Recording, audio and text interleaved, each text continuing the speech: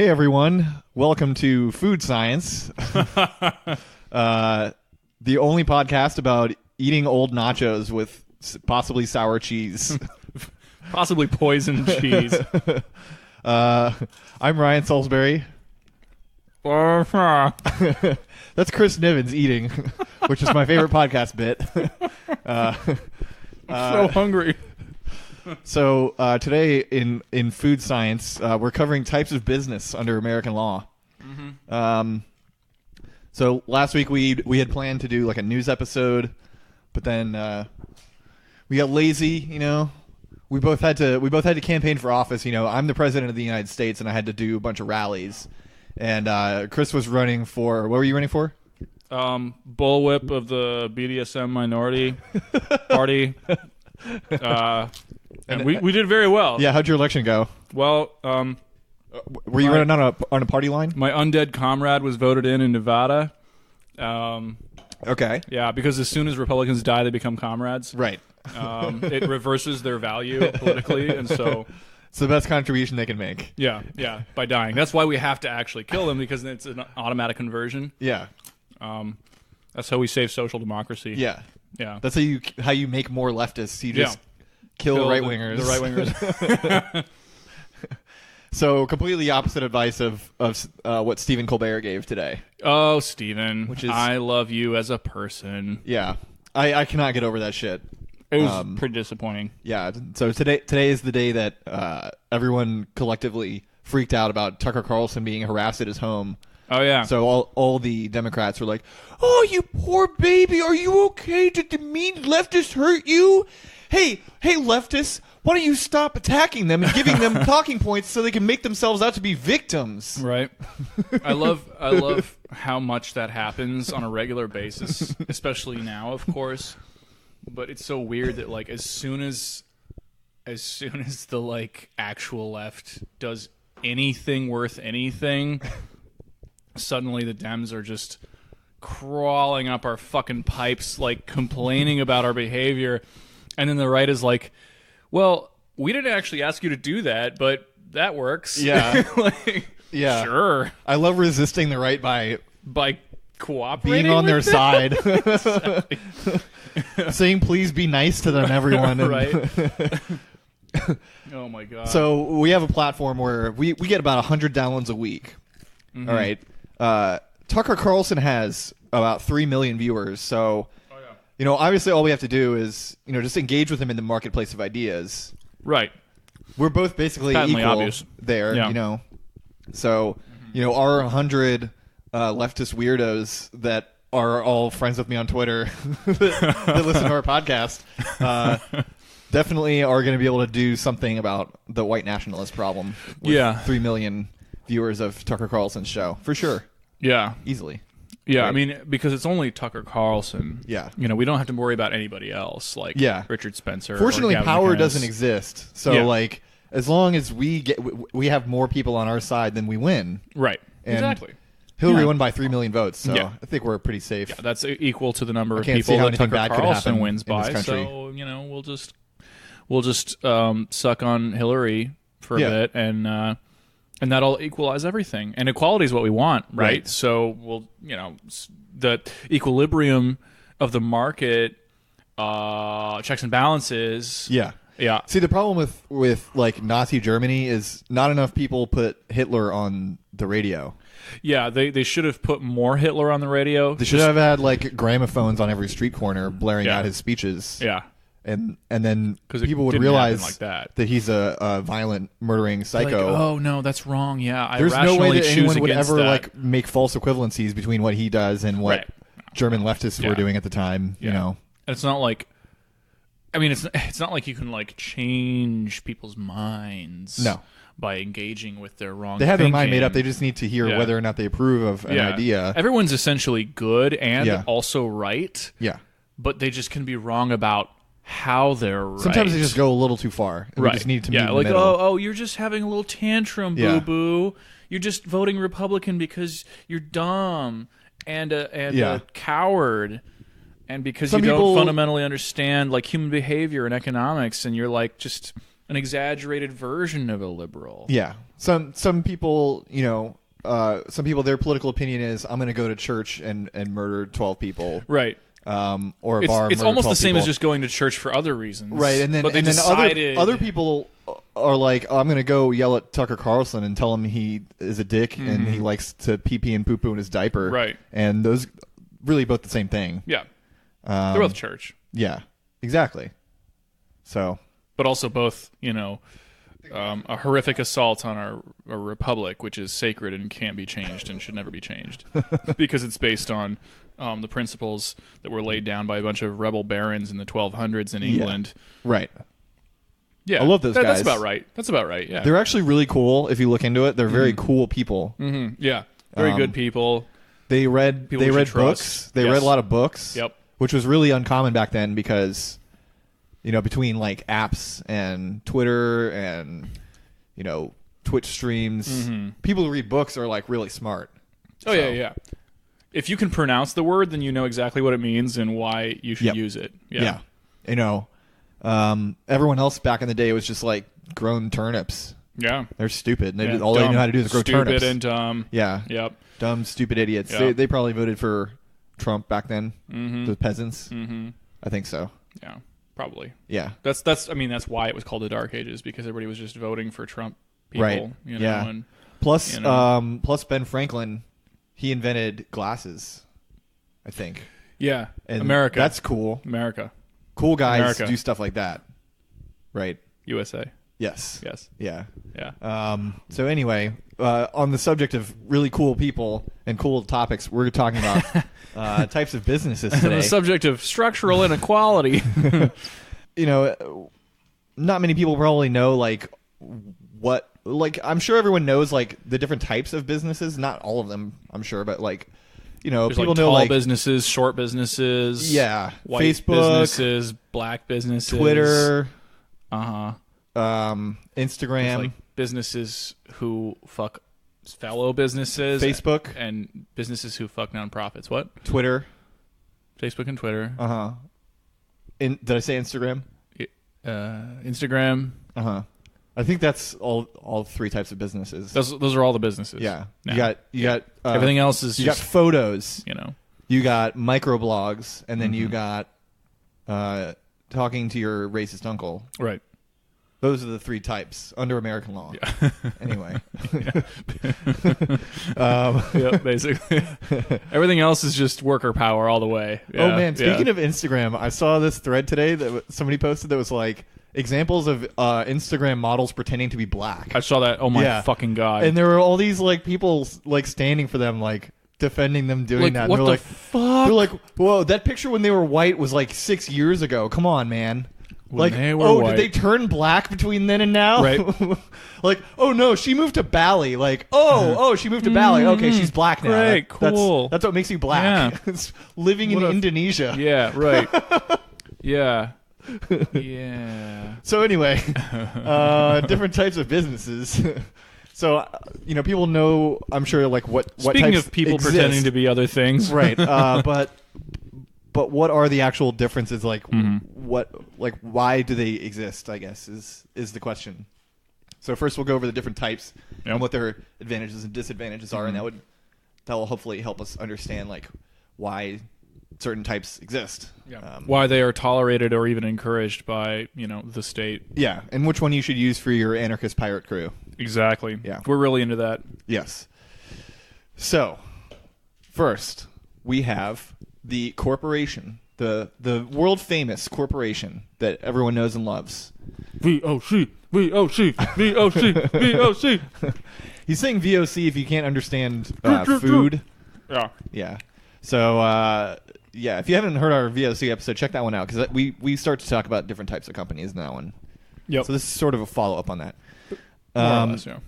So a corporation is actually an artificial person or legal entity managed by a board of directors that elect officers to run the business. So, like, people say that corporations are legally persons, and that's not an exaggeration. They literally are. Yep. That sentence was taken almost word for word from the Virginia Office of Corporate Registrar or whatever the fuck it's called. They have to be at least 18, before they can vote or smoke or view pornography. Right. And I'm pretty sure they can also be sent to jail. Yeah. So. Yeah. You can have sex with a corporation beyond that age as well, right. although it may differ according to the state that you live in. Yeah. Only if they're sober. Yeah. Only if you get verbal and enthusiastic consent. Yep. Many Don't corporations sexually assault anyone, not even a corporation. That's not cool. Many corporations may pursue degrees, go into professions. Or some may just work at McDonald's. You know? Yeah. Yeah. You know?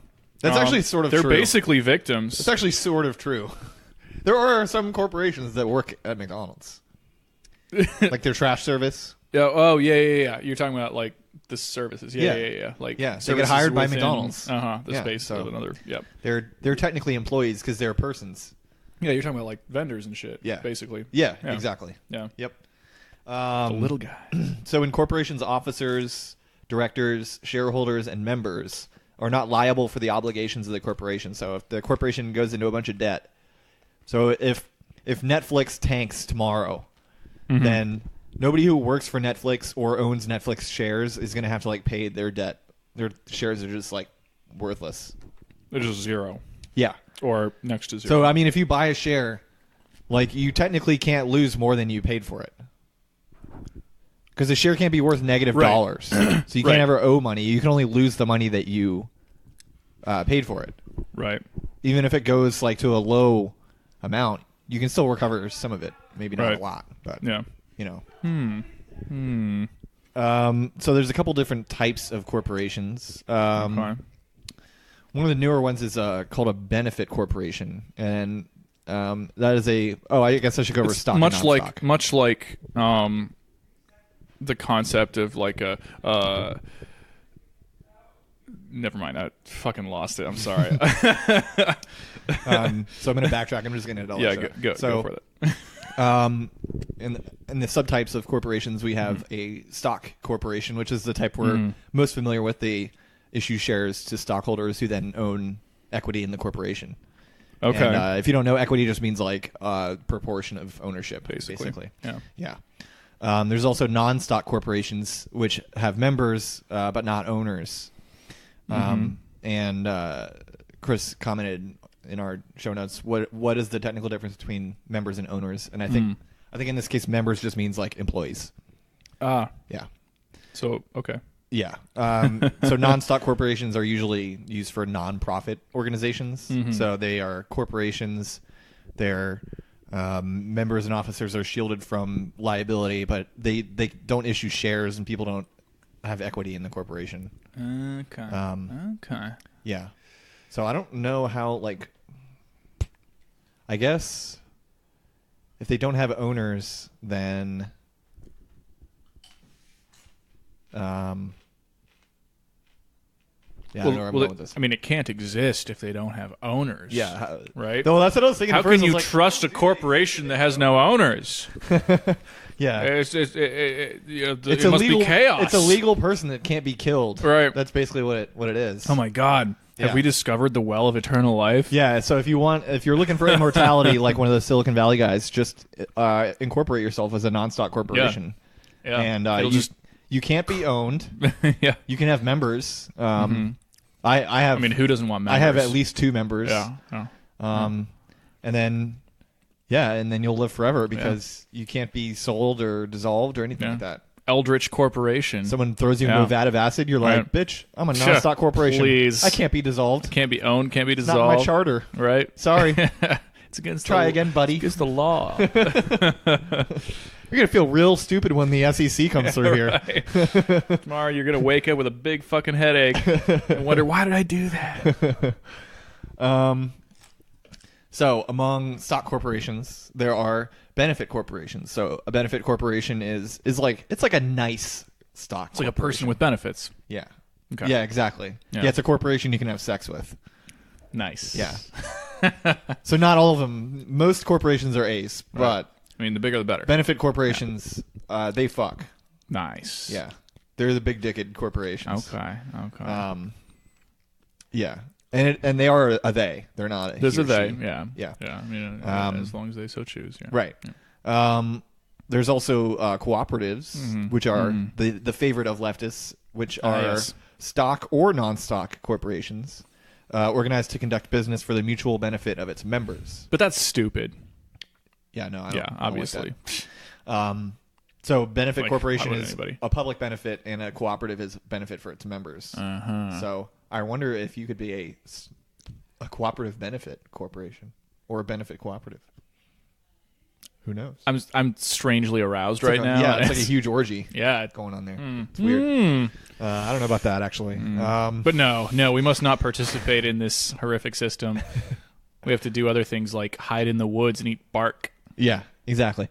So I got into a discussion recently with a few people about whether or not we should do leftist business. One of my favorite things to argue about on Twitter. Oh, yeah. And one of the things that came up was like, we should do cooperatives and not like corporations or corporate businesses or whatever the fuck.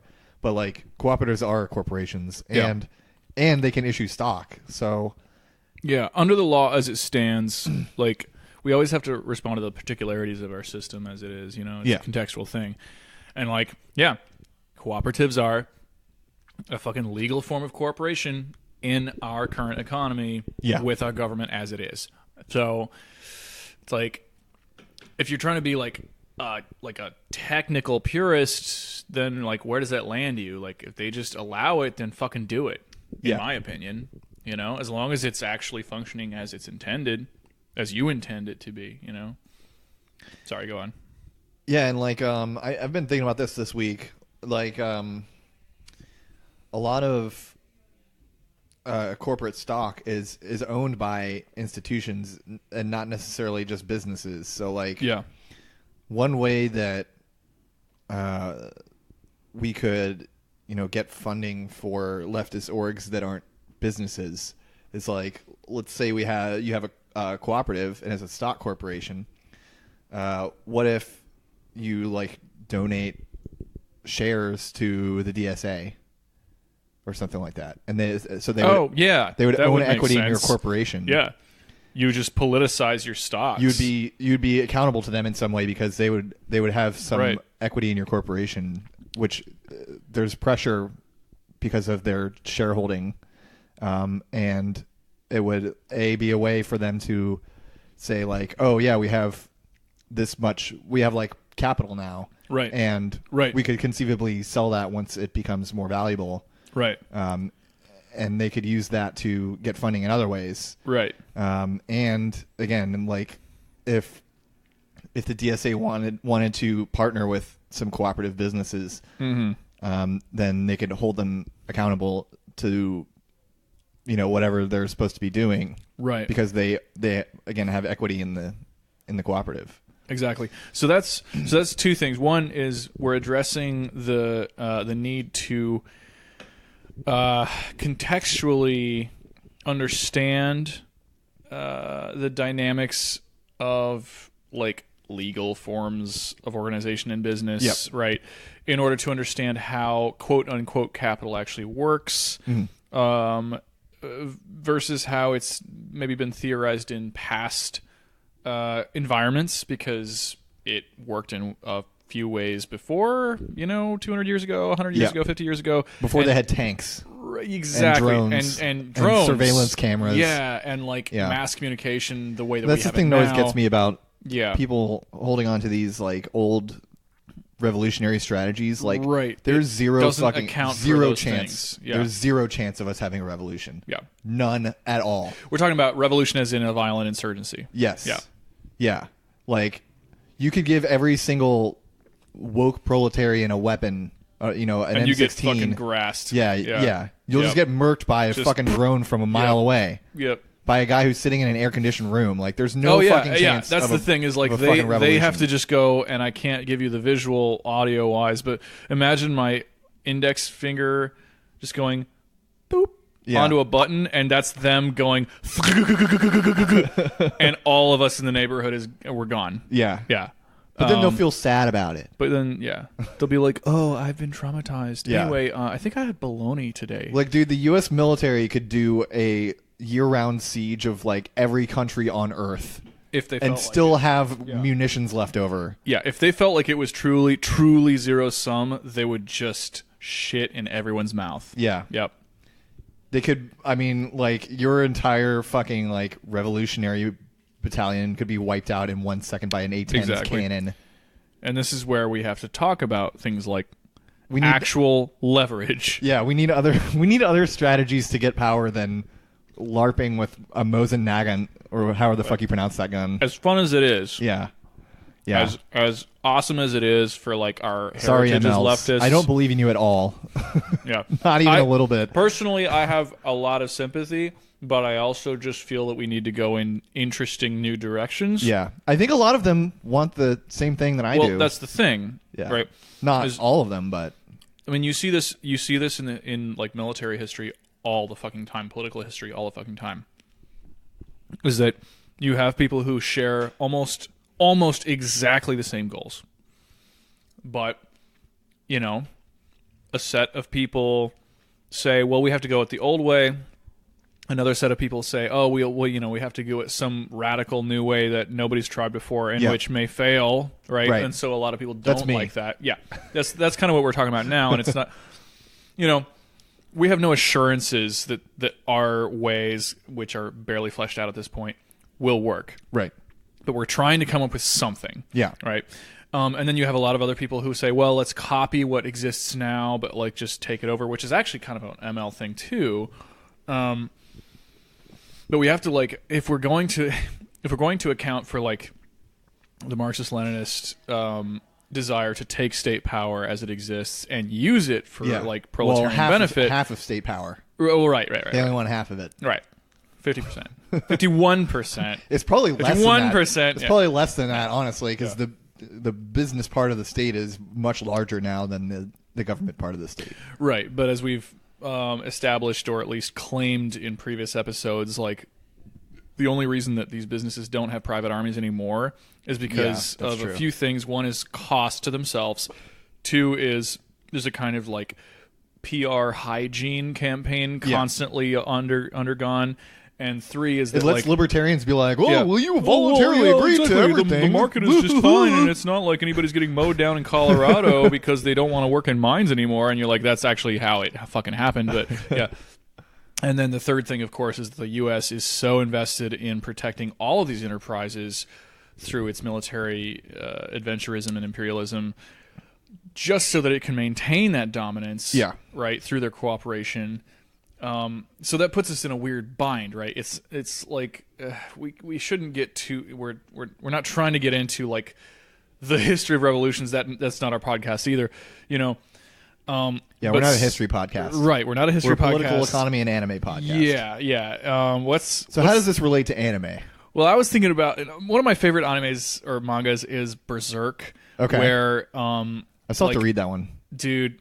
So the sub theme, like one of the major sub themes or themes, I guess, is an acknowledgement of fate and a defiance despite its power.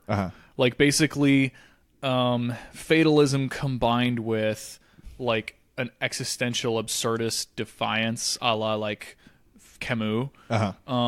But also kind of like a kind of a Nietzschean fatalism, like power is fucking power and it will absolutely do horrendous things to you. Yeah. But you gotta fight that shit. And you gotta fight it and fight it and fight it and fight it and just say fuck you until it fucking fucks you in the eye, you know? Yeah. So, and that's literally like the plot is like... Fatalism seems like a rare attitude nowadays. Yeah, well it is from Japan, of course, and they're into that shit. Okay.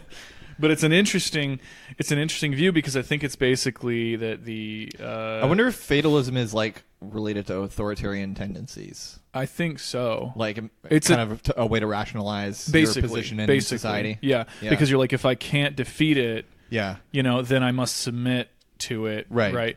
But in this case, like the guy basically... If I'm here and it's not my choice, then it's fate. Exactly. Yeah. Like there was... It's a series that's interesting to me because... It basically skirts the edge of kind of fashy thought. It edges. It edges. Into edging. Yeah, it edges along kind of fashy thought, and I think that some people might take it as kind of like a para-fascist kind of comic, or I should say anime or manga. But to my mind, it's actually more like an existentialist, egoist, collectivist kind of interesting, bizarre kind of story, because again, like they take this story where they set up, like first you start with feudalism, right? And it's a very conventional kind of medieval Europe type feudalism, but like with all these fictional fantasy kingdoms and shit. Yeah. And they're all at war. It's very much like the late Middle Ages, early Renaissance, and like early modern period, where it was just constant, just horrific, bloody warfare between European powers for like petty domination. Like, you know, they want a mile of land, you know, and they're just like pouring people into the gap, you know. Yeah. And, you know, of course, that hasn't happened since then, obviously. That never happened in the 20th century. But basically... Happy anniversary! Right. So the like, you know, this extremely, like, hyper-masculine hero, and this is one reason why I think it, like, edges thematically toward, like, sort of fascism, is, like, this extreme... Ooh, edging! For the listeners, I was just raising my eyebrows up and down after you said edging. Give me the waggle, yeah. Look, the lights are on, okay? I'm not ashamed. But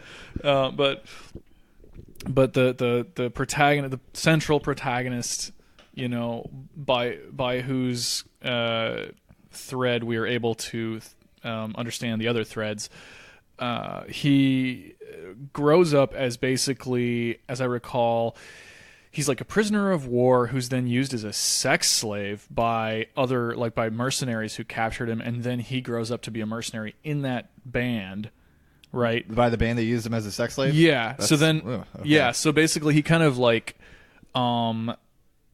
uses their power to overcome their power and becomes like their greatest warrior as an adult. Okay. But of course then he's super fucked up. Right. And has this very grim attitude because of the way that he was raised. Okay. Right. And used, but like he like fucking murders his rapist and all this shit, which is like cool. And then ends up doing like these impossible feats, right, in battle. Right. Attracts the attention of this really like primo mercenary group, and they're like, dude, you got to come with us. Also, like, just so listeners are aware, there's a ton of like sort of military homoeroticism, which like I find very fun, but like you might not all find very fun, but it's also fucking interesting.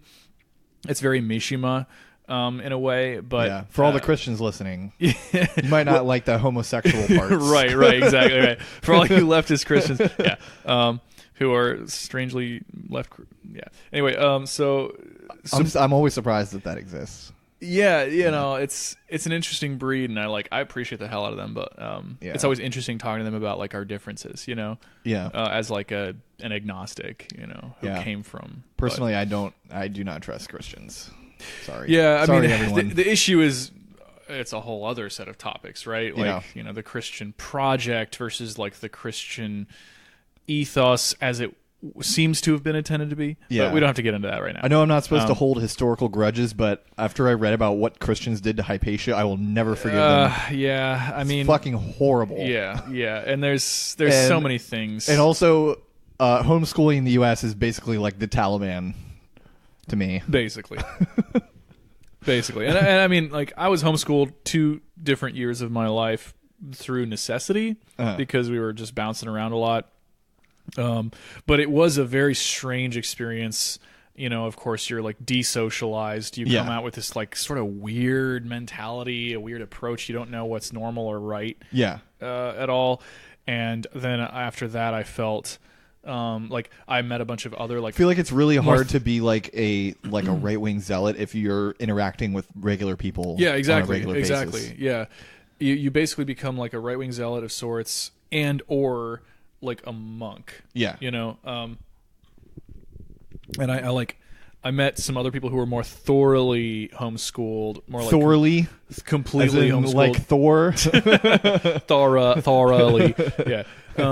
That sounds awesome. Right. But like these were people who like instead of like 2 separate years of their lives, like myself, were put through like 8 years consecutive homeschool, and they were just, useless. Yeah. Like I felt terrible for Freaks, them. kind of. Yeah, like they didn't know how to interact with anybody except their family. Yeah. There was like a weird incest vibe going on. Ooh. You know, not like out and out sexuality, but like kind of like if you've ever seen The Witch, the movie, where like I've heard that the brothers staring at so his many times sister's boobs because like they're both hitting puberty at the same time, more or less, but there's nobody else around, and so he's just fascinated by her sexuality, but they're siblings. Yeah, that's kind of how homeschooling seems to me. Okay. When it's like your whole upbringing. Yeah. But so now we've covered 2 tangents, more or less. So wrapping up on the Berserk thing, and fatalism, So this guy, his name is Guts because like anime names are fun. But basically he like grows up, becomes this amazing warrior. He gets recruited by a different group, and then he's like one of their great, warriors in this like horrific bloodbath feudal system. Yeah. But then like weird supernatural shit starts to emerge, and it seems like the cosmos they inhabit, right, is essentially using feudal conflict and the confusion of military conflict to like draw and incentivize different kinds of powerful people, power-hungry people, to find ways to let the demonic dimension into the human dimension and shit like that. Yeah. Like that's my like reading of the text, if you will. Okay. Over many, many, many tankobon, which is like volumes, like compiled volumes. I didn't even know that one. Yeah, so that's like when you take like an issue and you compile it into like a whole giant set, and it's basically like a mega novel. Yeah. And those are great. Yeah, this guy's put out like 50 of those fuckers for this one series. So like that's the subtext I'm reading, but the plot itself basically involves like all these people struggling with the powers, these like essentially insane, the powers that be. Yeah, the powers that be, these insane malevolent supernatural powers that nobody can actually defeat. Yeah. And this is the weird like joining / partition between the left and the fash. Yeah. Is like you're like there's a conspiracy that's basically true as far as we're aware. Like there's a system that is bad for us. There's a bunch of like rules and regulations that are bad for us. Right. But like the fash are like, it's because of the Jews, or something weird like that. And you're like, that's oddly simplistic. The space Jews. And just awful. Yeah, right. It's Soros, and whereas we're trying to figure out like, well, it's a system and let's figure out how this system actually works. Which kind of brings us back to the corporations thing, because you're like, well, like I'm sitting comfortably on a couch that I got from Goodwill with my roommates several months ago, right? Yeah. Like that's not a bad thing. Right. The system allows good things to happen to people from time to time, but we're not evenly rewarded, and that's the trick. But if we can find these points of advantage, or like not advantage but opportunity, I guess, without falling into like the liberal market trap, like it's like a battle. In any case, you're like, it's shitty that there's 1,000 trenches dug into what would otherwise be a pasture, but we have to take those trenches. Yeah. Right. And we can't treat it as like, oh, this trench is our home now, because that's ANCAP. Right. Yeah. ANCAP is like, oh, every trench is a garden, and you're like, no, it's not. That's a bullshit dream, Yeah. We're like saying like we're trying to take ground. Or like I don't want to fight for this land, but what if we argue with the other people for the land? Right. In cooperatives. Right. What if we somehow find common ground in this ground? Yeah. Yeah, so like one of the things that I can't stop harping on lately is like just to go back to the holding on to old strategies thing. Oh yeah. Is back to actual politics. is this weird thing where we should avoid participating in either electoral politics, which I think most leftists have gotten over that. Right. That was like a big thing in like the early 2000s, late 90s. Like, no, electoral politics, no, that's it's a trap. Yeah, and all this, it's pointless. Right. Sure, there's a lot of a lot more right wingers getting elected, but that probably won't have any negative effects in the future, I'm sure. Right. And so I think most people have gotten over that, but like nobody's really getting is the idea of like, there's actually another form of power that's far more prevalent. Yep. That governs every single aspect of our lives. Yep.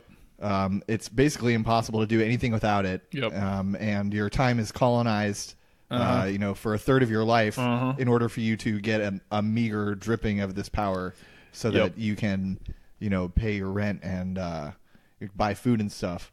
Exactly. And still no one wants to admit that, like, maybe we need to that's a thing. Get this power in some other way than staying in the employment relationship and only ever working for a boss. Yeah, yeah. And this is something that Ryan and I have been talking about quite a bit lately. Yeah. And, Shout out to Murphy, who just argues with me about it nonstop. Oh yeah, yeah. Because like we're not trying. He makes everyone else mad, and like we're both just like talking. Yeah. But it seems like we're both mad because like I'm just very terse, and then he's just like he just curses a lot, I guess. Yeah, yeah. Stuff, so. Murphy's very passionate. Yeah. And I did actually get mad at him a little bit a couple days ago because I was like.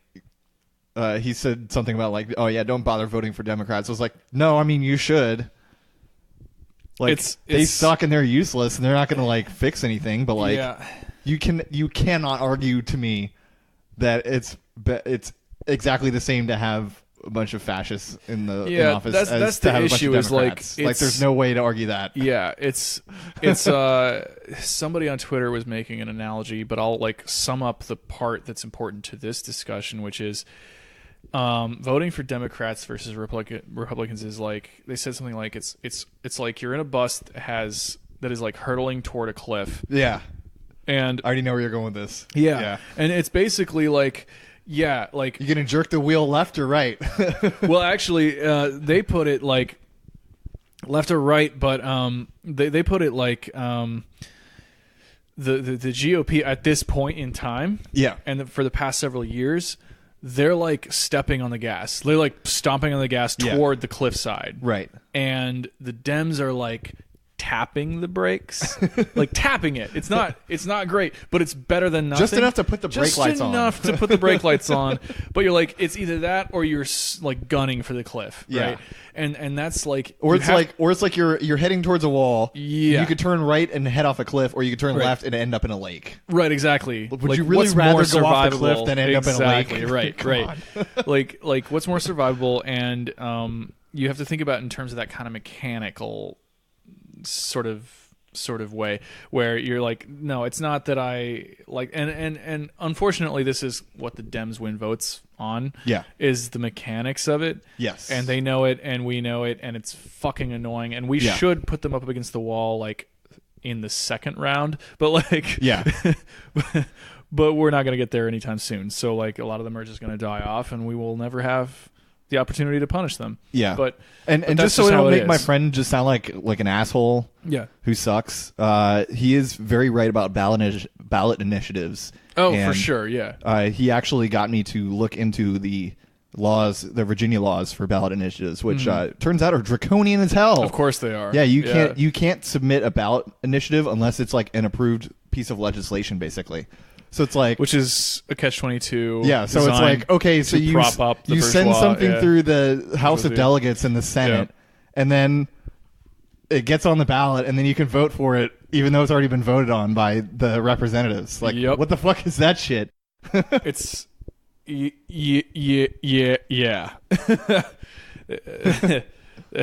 There's a lot that's wrong with Virginia. Yeah. There's a lot that doesn't have to be wrong. But yeah, so like our time is already colonized by capitalism. We have to work for money no matter what. Yeah. You can't not work for money. Exactly. Unless you like live in the shrinking woods that exist everywhere, which like I've only known Believe me, I've thought about all of this. I've only known one guy that lived in the woods, and it's because he had a bench worn out against him, and he it sucked. Yeah. And he like, stayed had at our to. house all the time. Yeah. Because he didn't like living in the fucking woods because it sucks ass. Yeah. There are very, very, very few people who both like and are good at living in the woods. And it is dwindling because we have been completely de-skilled. Yeah. There's nothing. Yeah, that's the other thing. Anybody Is like, knows about living outside of quote unquote society. Right. So yeah, even if our need for money evaporated immediately, we still wouldn't be able to do shit because we don't have any survival skills. We don't have like we don't have Yep. much industry here. Yep. Nobody knows how to grow food. Yep. This is even part of the process. Farmers really like if the state collapsed tomorrow, even current farmers would be fucked because Yep. they need like these massive supply chains that are Yeah. constantly running. Yeah, Running at the skin of their teeth to like get all the stuff they need to manage these absolutely monstrous exactly plots where they just grow one of the same thing everywhere. Exactly. This is one of the interesting things about so with those things in mind, right? Supply chains and the logistics of supply chains, and also like different regions not anymore having any kind of sites of significant production. Yeah. Of major needs, like the East Coast, like megalopolis, Mm-hmm. is not equipped to serve its own needs in the event of like a system collapse. Like that's, I think, one reason why we get all series of our like food The from Walking California. Dead, exactly. Yeah. Like The Walking Dead is set in the Southeast. I think partly because it's the only part of the East Coast, besides like the very, very Northeast, that would be able to maybe survive in the wilderness without city-state kind or urban based supply chains and stuff. Yeah, without an active state. Exactly. Yeah. Right.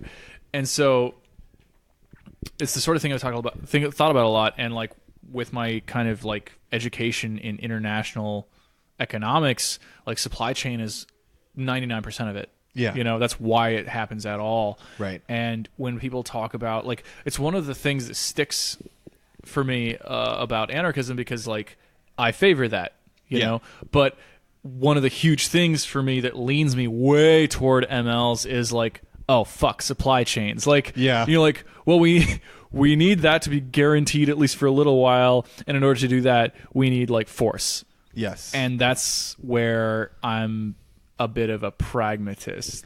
Yeah. Yeah. But in the meantime, there are other things that we have access to right now, because again, we've established, at least according to our educated guesses, that like there's no realistic way to overthrow the state, at least not as we have it and as we see it. Yeah.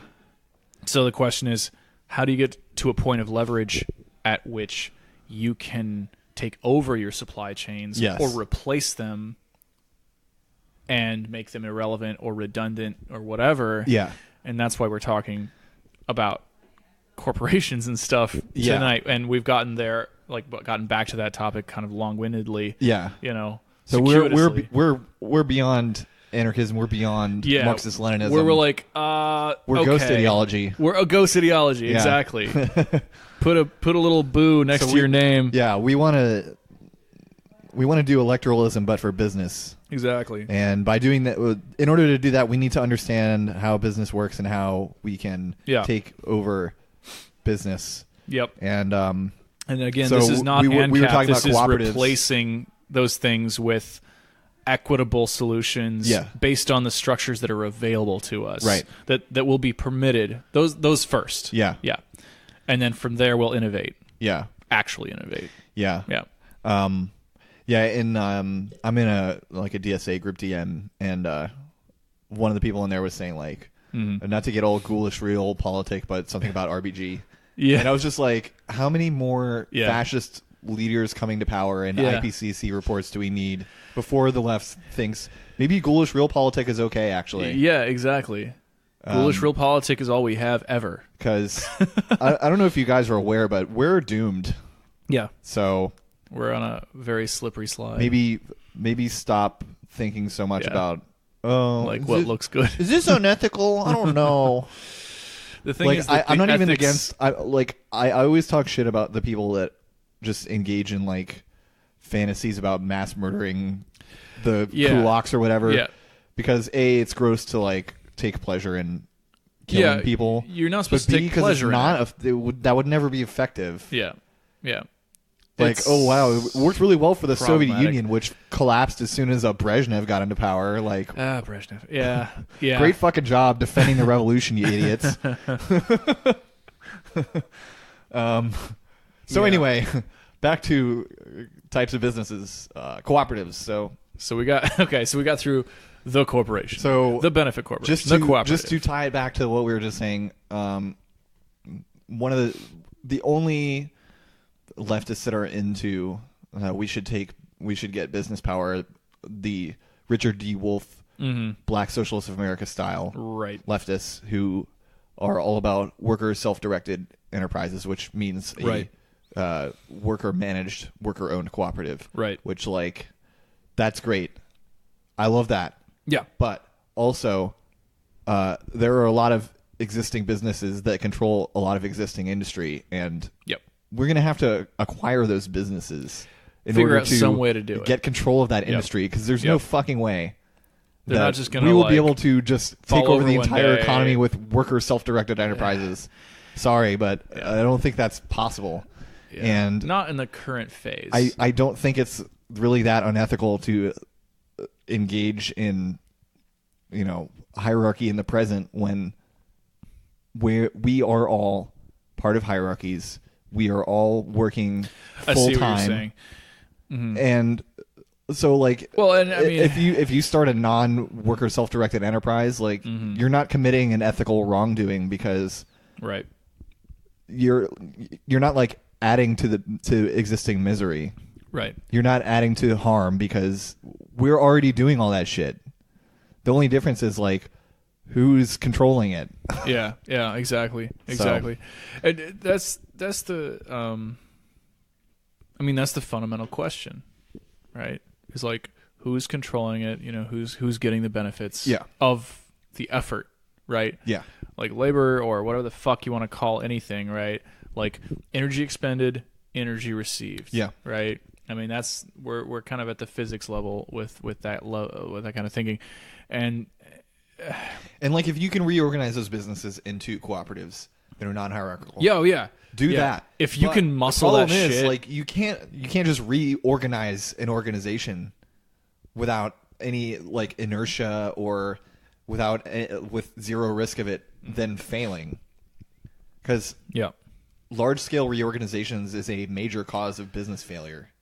Oh yeah, empirically, you can read reports from people that are business consultants or whatever, and they'll tell you the same thing. A lot of times managers will come into a business and try to do these massive sweeping reorganizations to try and make the business more profitable, and it actually does the opposite. The structures and hard. Their contexts are predisposed to oppression. Yeah. That is why mergers and acquisitions is such a powerful strategy for accumulation by capitalists, because it's so much easier They're just to take over an organization that's already running pyramids itself within pyramids than to try and start it on your own, or to somehow incorporate it into your business. It's much easier to just keep it as a subdivision and gradually reorganize it over time. Yeah. That's how empire works. Yeah. It's hilarious that corporate fucking fanboys, liberals in particular, but anybody who's just corporations are fine and good, but also reject the idea that they're imperial. You're they operate exactly the way that empires work, and they were designed to do so. As we touched on with the VOC, it was designed to be imperial, and that's what it was all modeled on. The need to manage colonies. Yeah. It literally was we need to make more money by oppressing other people so that we can compete with the boys back home. You know, that's what it's about. Yeah. The entire project of creating a pyramidal organization in competition with others of the same kind or similar kinds, ends up expressing itself in finding new subjects and finding new slaves and finding new fodder. Yeah. And that's why at this time we have basically reached the end game. We are in the fucking end game because there's nobody new. Right. Everybody new has more or less been recycled generationally. And we have to do one thing or the other. That's what like gentrification is. It's like internal imperialism. Exactly. It's imperialism within the borders of the empire. It's cyclical commercial fascism because it's all about rebirth. Yeah. Yeah. And weird identity shit. Mergers and acquisitions to me reminds me like in terms of ancient states of forced resettlement. It's like the same kind of thing. Yep. Ancient states, one of the big things they did was they would just roll in somewhere and do whatever, like kill the leaders of a population, basically, and then hold weapons to their throats and be like, yeah, you're coming with us now. Young men. They would burn their town down so that they couldn't come back to it. And then they would put them somewhere and like, now you got to work for the rest of your life. Yep, they'd reorg them and replace them, relocate them. Yep. And they'd basically take any kind of institutional knowledge they had and just reallocate it to something else, internalize them as an organ of the state in some other location, et cetera, et cetera, et cetera. Rome more typically did it as like, oh, we'll like sort of divvy you out as commodities if you're not staying. Like if you're staying, then you're just part of like a province. But as I understand it, like everyone else was just divvied out as like a slave commodity, whether they were sex slaves or educational slaves, like, like Greek teachers and stuff. Or they were soldiers or whatever, but like that was the way they did that, which sounds familiar. And the only thing that's changed is now we rent people instead of owning them as chattel. Exactly. Like it's because, which is much more convenient because you don't have to take care of them. It's convenient, exactly. And our system as it is about futures. Yeah, right. Exactly. They've understood that, under capitalism, like a major. A major defining concept of capitalism is futures, where you're betting on what could be next, and that's how lots of people make lots of money as long as they have assets or they have an instrument, which is like a claim on an asset in the first place, right? So money is an instrument, but also bonds and stocks and all these other things are instruments, and so forth. So if you don't own land or own a hotel or own fucking chattel, whatever the fuck, right? Like then you can bet on it in some kind of standardized form, and that's what the stock market's about. That's why all that shit matters to people in that market. Yeah. Is because they're like, oh, well, everyone's betting on everything, and we're trying to figure out how to come up on top based on some idea of the value of the thing as it's being defined by like the disaggregated state. Yeah. Anyway, so and it doesn't matter if you own anything because all you got to do is take in more revenue than you expend. Exactly. In capital expenditures. Yeah, and that's one of the weird things about. That's why Apple is a bigger company. Yeah. A richer company with more control over the world than Foxconn is, even though Foxconn owns all the factories. Oh yeah, Foxconn. Yeah, and this example illustrates like the. I think the deviation that we have from like conventional Marxism is like I'm very Marxian in my thinking. I don't know about you. I think you said that you used to be a communist. Not at all. Yeah, but like I still have I read the Communist Manifesto in high school. Yeah, and I've been more or less like I don't know if I could even say a leftist, but a fringe political weirdo since high school. Yeah. And but I haven't read Capital because. Right. I started trying to read it, and it was boring. I've gotten through parts of Capital, like in grad school, and I was like, okay, like, cool, but this is also very just like 19th century continental philosophy. And, I know like, the that's arguments fine, for and but, against it, and that's all that really matters. Right, yeah. But beyond that, like, this is just kind of like where we are trying to address like the more or less objective, observable conditions of our current context, our present world. And that's where we say, well, we believe that this is different from the world that Marx was describing. Maybe he was right at the time. Maybe he was right 50 years later. But like now, like we can quibble over that all we want. But like right now, Yeah, we're I don't saying, really care. This is how things are functioning I because don't this care is how what he things says have because been. he doesn't live in today's world. Right. This is how things have been Honestly. molded to be currently. Yeah. Right. But the goal is the same. Yeah. More or less. Yeah. Yeah. And that's what's important to me. All right, so let's get through these. So company types, of and then we can bullshit more after we get through the list. Yeah, so because we're really hitting it tonight. There's also for corporations, one last type that I have here is an S corporation, which is a weird hybrid. It's a shit corp. Yeah. It's just an IRS designation. You can contrast it with a C corporation, which is the main IRS designation for corporations. But basically, it's a corporation with 100 or fewer owners, and it's taxed as if it were a general partnership, which is a small business. Right. And so kind of a weird idiosyncratic. Yeah, it's basically for small businesses, so they don't have to deal with as much taxes because they don't have the accounting budget to pay zero taxes like Google or Apple. Does S stand for small or Shapiro?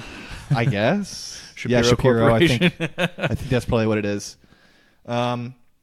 So since I just mentioned it, a general partnership is an association of persons who provide capital, property, or services for equity and control in the business.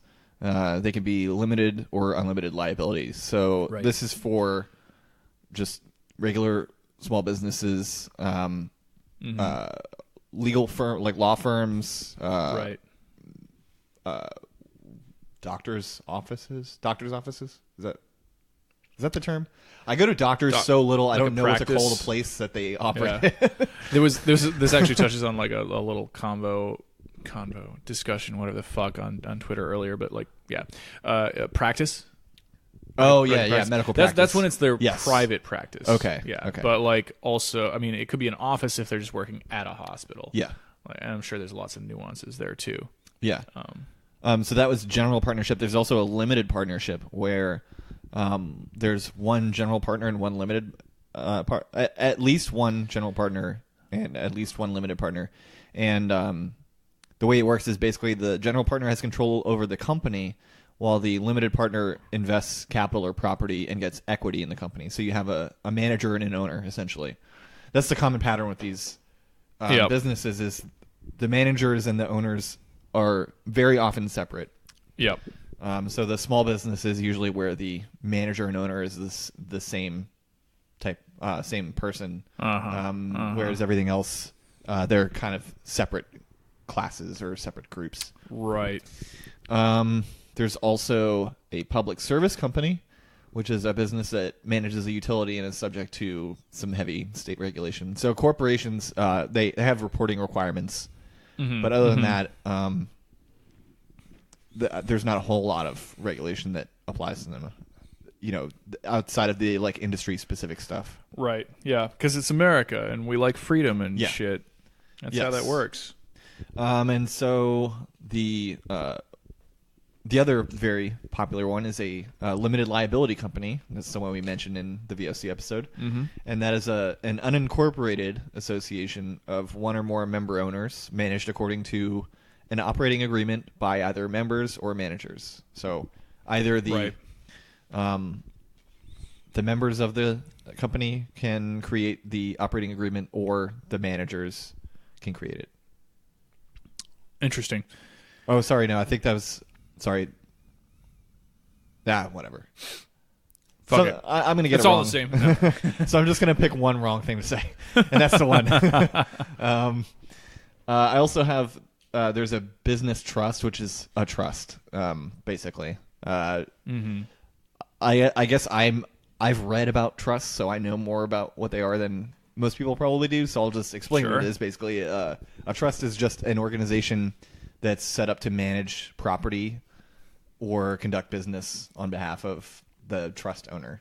So when you hear about trust fund babies, the trust fund is a legal entity that is given a bunch of money, and it's managed by a trust fund manager, who then gets to decide how much or how little money the trust beneficiary gets, who would be the trust fund baby. Right.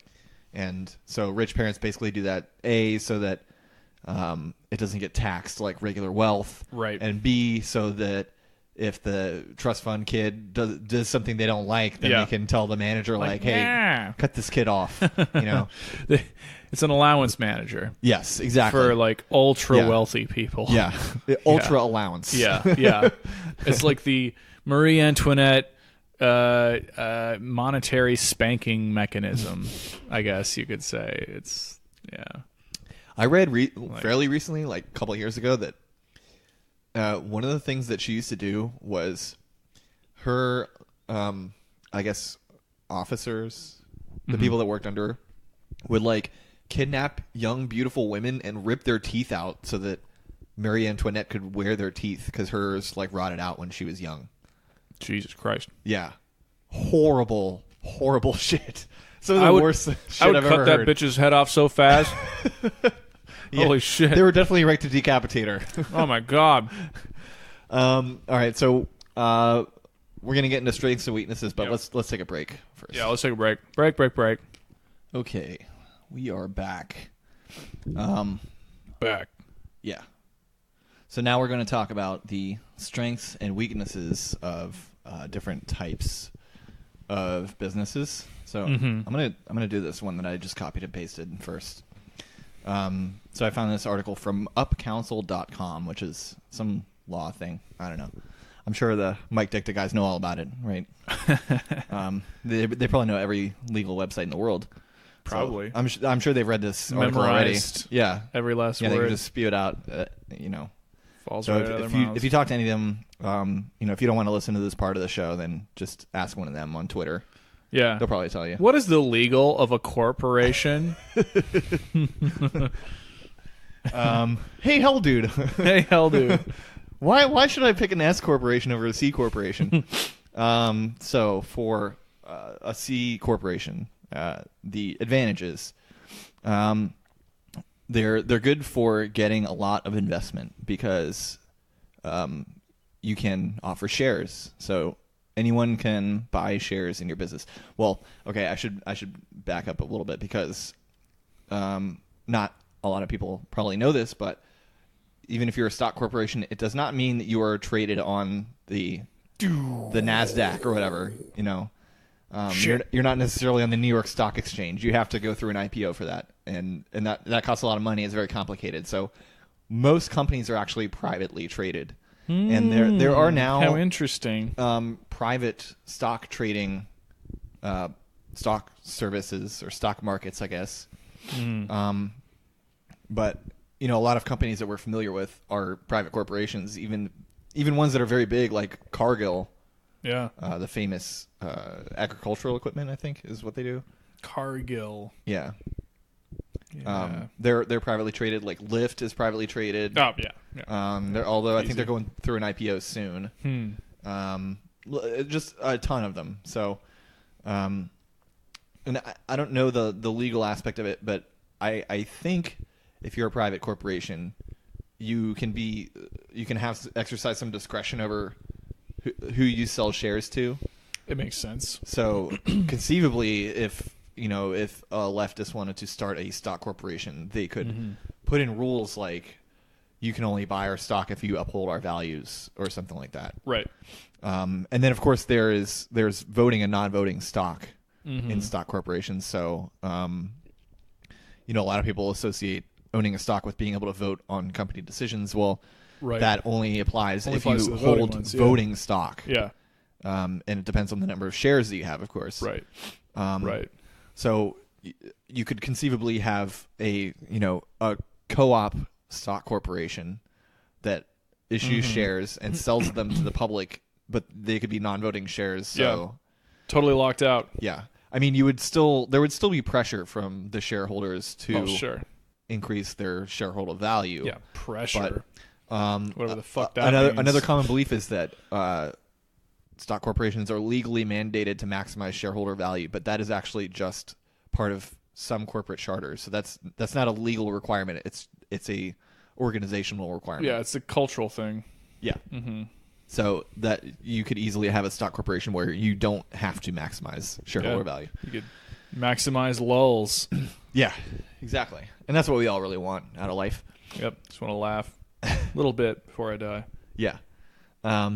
So C corporations can have different classes of stock, as I just mentioned. They can have different levels of dividends, which that's what you pay to the shareholders on a regular basis.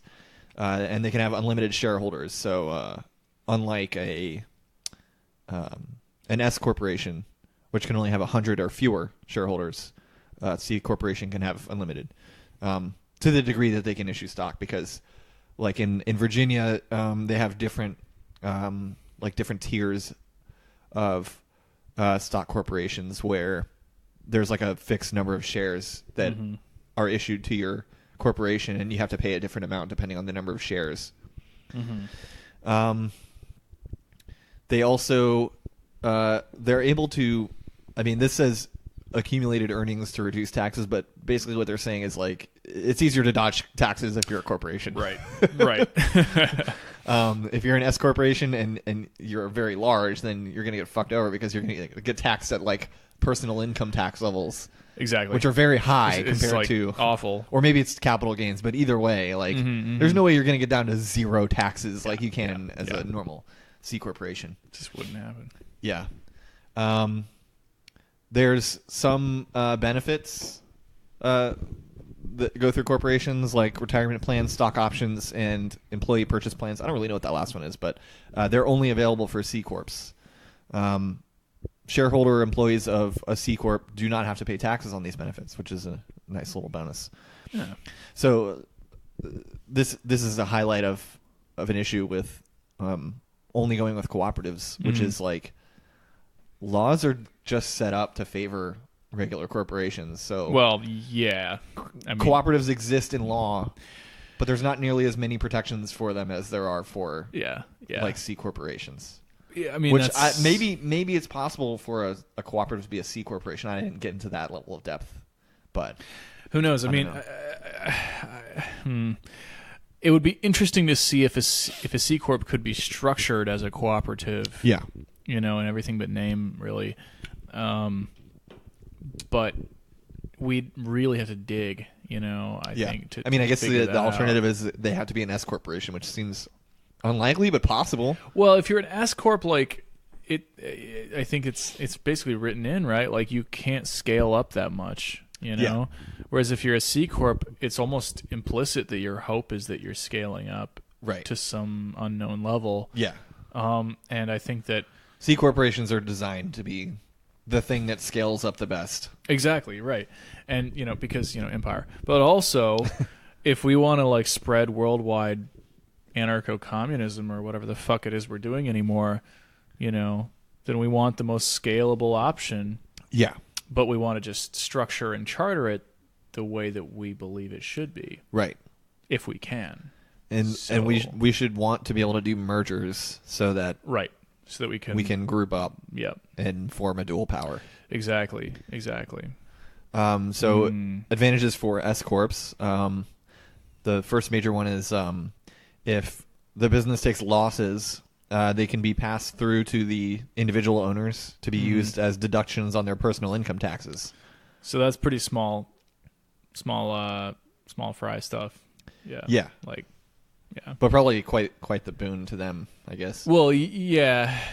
You would imagine that if you're controlling an S corp that's like 20 people or something, and then your income taxes, because you're of course being corporations being as they are, if you're like the owner or whatever the fuck, you're probably making like I'm making $300,000 this year, and then like your taxes are astronomical, so then like the losses of the company are like $100,000, and you're like, oh well, I'm just gonna write that off and not pay any taxes. And, that's what I'm assuming that's what's gonna look like.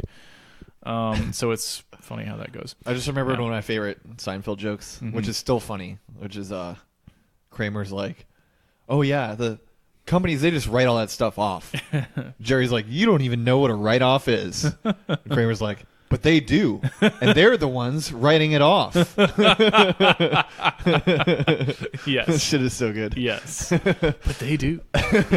So another advantage to S corps is the company may reduce taxes by using income splitting, which means they leave some money in the company that they don't have to pay taxes on, and use the lower corporate income tax rates to pay taxes on different parts of the money. Jesus. Which, that's cool. That's just fucking game playing. Yeah. Yeah. Well, it's not really my money, but yeah, it actually is. Yeah. So for LLCs, there's different sets of advantages. There is pass-through or single taxation. So profits and losses in LLCs are generally reported on individual tax returns and not at the business level. So operating losses can be deducted from personal tax returns, just like S-corps. They also have more flexibility in choosing their own managers, leaders, and owners because they don't have to have board elections like a corporation does. So I don't know if I made that very clear, but one of the major components of a corporation is the existence of the corporate board and the election of officers to management positions. So all the C*O positions, those are the elected officials of the corporation, and they're elected by the board. Which is an interesting system because you're like, oh, elections, and of course in your, infantile soak-down mind, you're thinking, oh, elections are good, it's always good, electing is good, and it's actually, they got all kinds of voter suppression in these damn things. Yeah, and like in this case, like it's an oligarchy choosing its favored underlings. Yeah. Like it's literally just like, the guys who report to me, I want to choose that with the others and whatever the fuck, and they just choose their favorites, and then they... And have you ever tried to go to the polling place for a damn corporate election? It's crazy. The line is hours long. You can't get in. The voting machines never work. Right. They switch your choice to, whoever the Republican is. And you don't even get a fucking sticker at the end. What the fuck is that? I want my sticker. There were people like collecting stickers this year. That's so weird to me.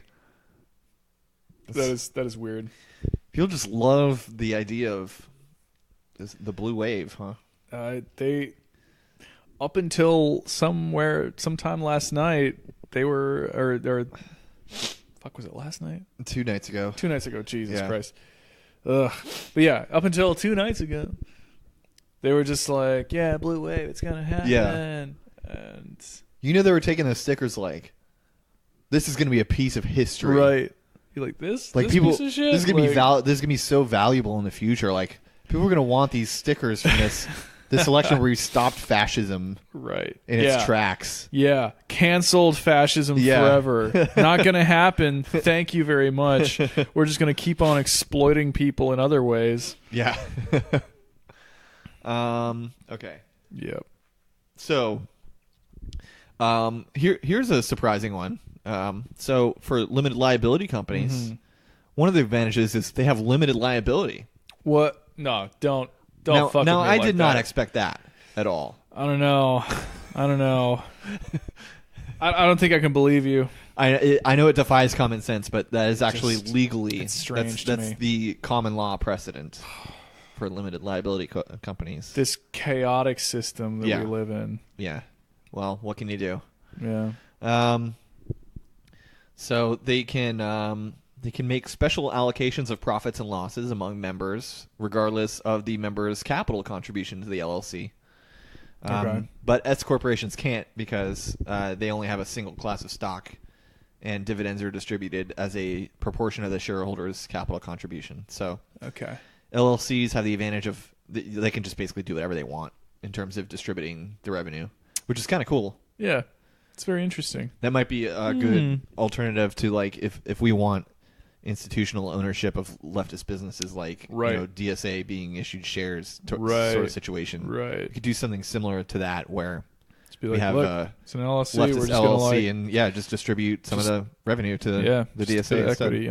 Yeah, and then it probably won't be taxed the same way as if you take home money from your wage labor job and contribute that. Right. Probably be a little different. Could be good. But I don't know because I'm a dumbass who's not a lawyer. Fucking dumbass. I just have 2 econ PhDs. Yeah. That's my new Twitter bio. Oh, just 2? You just have 2? Well, one's from Harvard and one's from Oxford. So they're basically worth like 6 or 7. Yeah. The 2 ERDs, as we like to call them. Another advantage of LLCs, borrowed money lowers taxes. That's one I haven't heard before. So money that's borrowed by the company may increase the tax basis and lower the taxes of owners. That is fucking weird. Yeah. So you could just borrow a bunch of money. I wonder if you could just borrow a bunch of money and then like pay it back right away and be like, well, I borrowed a bunch of money, look, here's the I don't have to pay taxes now, right? Yeah, we should all do that shit. We should do that every fucking year. Starting an LLC only costs, in Virginia, it only costs like $75. Oh, shit. So everybody incorporate. And for an extra, I think it's $50. For an extra $50, you can operate under a trade name where you basically get a legal pseudonym that you can legally trade under for only $50. Okay, queers. Which kicks ass. I mean, that sounds awesome to me. This is everybody get an LLC. Yeah. Put in your trade name, which is like your pirate name. One thing we need is we need a trade gender. Yeah. Trade is my gender. Like, my driver's license says that I'm a boy, but I'm really a girl, and under my trade gender, I am legally a girl, so you must address me as she. I support that. There you go. Yeah. That sounds, I mean, I don't know. Yeah. Changing your driver's license is fucking hard. Yeah. Talk to any divorcee if you don't know a trans person personally. Then right. Yeah, talk to someone who's divorced and find out, or even what better, it's like to get their last name. Or even changed. better, go 85 miles an hour in a residential zone and get a cop to tell you firsthand. Yeah. Do you know how fast you were going? No, I have no idea how fast I was going. So another great one here. Property contributions are not taxable. So depending on how the LLC is set up, property contributions, even for minority interest owners, are not taxable. So another reason to start an LLC. You can have a trade name, trade gender, and you can avoid paying taxes. All you got to do is convert your shit into property and then give it to the LLC, I guess. I don't know. That's probably how it works. I'm not a capitalist. I'm not a capitalist. Let's see. Foreign ownership or owners of an LLC can be foreign persons, other corporations, or any kind of trust. So if we want to build international solidarity with Chinese leftists or whatever, then we can have them invest in our LLCs and they can legally derive benefit from it. They can get some dollars if they need dollars, Give them some dollars. I'm sure Chinese people need dollars once in a while. Every now and then. I mean, they're still a long way off from monetary domination of the planet. Yeah, for sure. Like, frankly, everybody's like, oh, the Chinese are going to take over. It's like, no. I wrote fucking paper after paper in grad school about how that's not going to happen. How many barrels of oil can you buy with yuan? Yeah. Yeah. You'll have to take over Africa and the Middle East or something. That'd be weird. So that's cool. So here's a big one from me. This is one that I like a lot. Disadvantages. less paperwork. Oh, okay. LLCs don't have to annual meetings and formal record keeping requirements, which is one of the things that corporations have to have. That's the funny thing about business in general is like the less paperwork they can get away with. Yeah. The more things get weird. Yeah. Yeah. So if you want to sell weed, make sure that you start an LLC and not a corporation where you would have to report your profits and losses. Yep. Do those P&L reports. Exactly. Okay, so the disadvantages. All right. So C corporations have the classic economic problem of the double coincidence of taxation. Oh, sorry. No, it's just double taxation. Okay. So corporate profits for C corporations are taxed twice. Once when corporations pay tax on the profits, and then when shareholders pay individual taxes if the profits are received as dividends. Ah, right. Okay. So that I think that still applies if the profits are received as selling your shares because you pay capital gains taxes, but I don't know. But this doesn't apply to S corporations. Next disadvantage: shareholders are separated from the business operations. Yep. I don't know how much of a disadvantage they would consider that really, because that seems like the whole idea. Yeah, it depends on the shareholder, I think. Like, most people are just like, yeah, I just paid to get money back, Yeah. So they have They have the power to elect directors, unless they are voting for approval of major corporate decisions. So sometimes corporations will put major decisions up to a vote. Right. But I think that's totally up to them. They don't have to do that. Right. But I'm also, again, I'm stupid and not a lawyer, so I could be completely wrong. I literally just read like 3 articles for this fucking thing. So, a shareholder though can be elected as a director or appointed as an officer. So there is that part. They also have a strict management structure, so they must have a corporate structure with a board of directors that handles the management responsibilities of increasing shareholder profits, which, as I mentioned before, that is not actually a responsibility unless it's included in the corporate charter. And allocating company resources and corporate officers who handle the day-to-day operations. So it has to have a board of directors and officers. Yeah. Right. So it's so like it has to exist in a particular structure.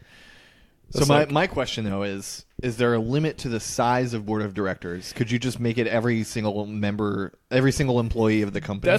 That's honestly what I've been thinking about as we were talking about like incorporating a syndicate, right? I was like, well, what if every worker in a syndicate was on the board? Yeah. Essentially, or like some kind of equal partner. Like however you could do it.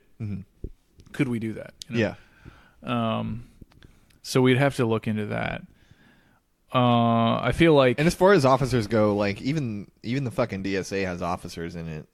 Oh It's, yeah, like you can fucking manage that. Yeah. And then have other elements of your charter that say, oh yeah, the management structure is just there to like streamline decision making, but it's basically democratic. Or here's another idea. What if you have a board of directors that appoint officers, and then your charter says like the officers have no power?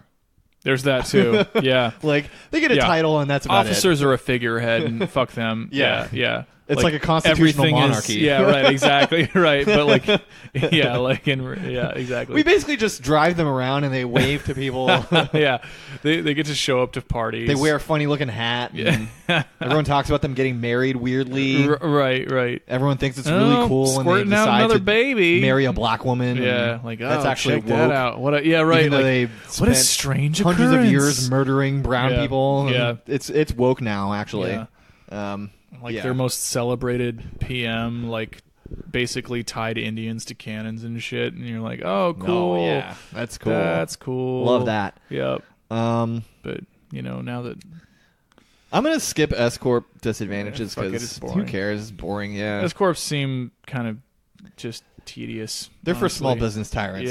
Yeah. Fuck those. We should focus on C Corps and LLCs. That's I right. think. Scalable. Yeah. Start off as an LLC, and then once you get to a large enough level, incorporate as a C Corp, where the officers have no power. You only offer non-voting shares to outsiders who aren't communists. And what was the other thing? I think that's it. Yeah, I mean, and I've not had enough kratom today. Yeah, so I can't focus on. And stuff. I haven't had enough. I don't know the fuck, just money or something.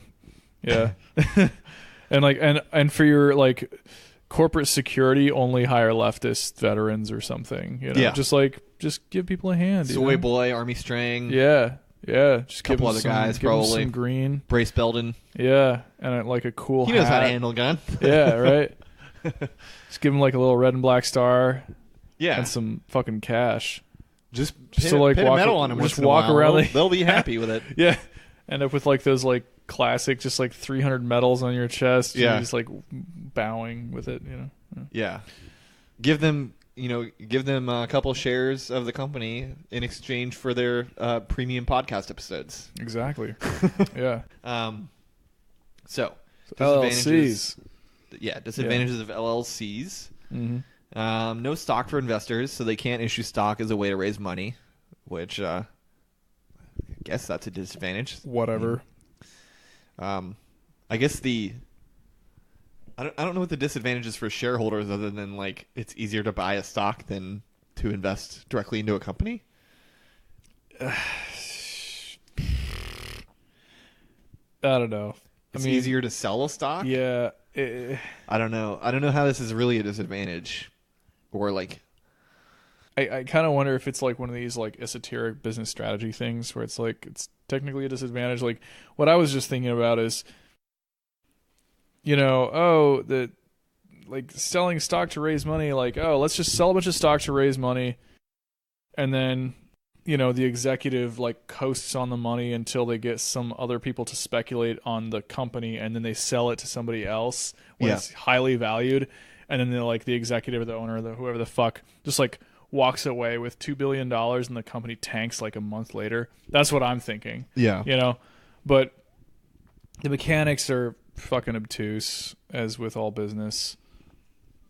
It's just fucking, relations of production and distribution as usual.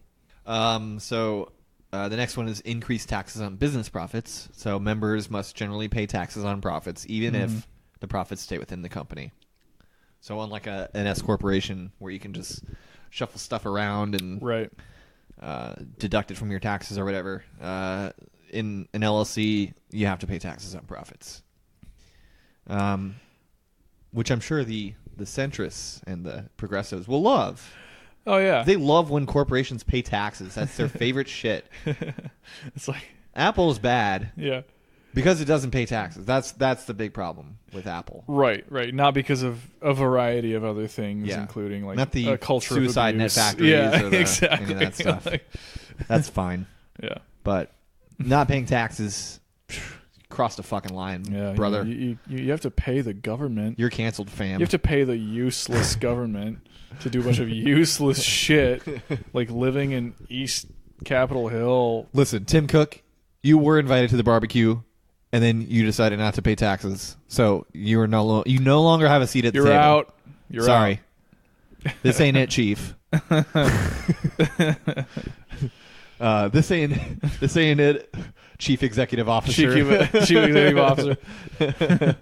So the next one, increased personal taxes. Members must generally pay self-employment taxes on their income, which that's dumb. Unless different tax status is elected. I don't know what that means. They didn't explain it at all, so I'm just going to leave it at that.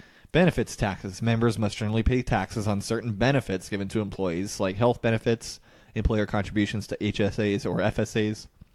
Those are both this like bullshit insurance company thing that is, I'm sure, totally non-existent outside of the U.S. Probably, yeah. I don't know what an HSA is. I know it's healthcare spending account. Yeah. FSA is flexible spending account.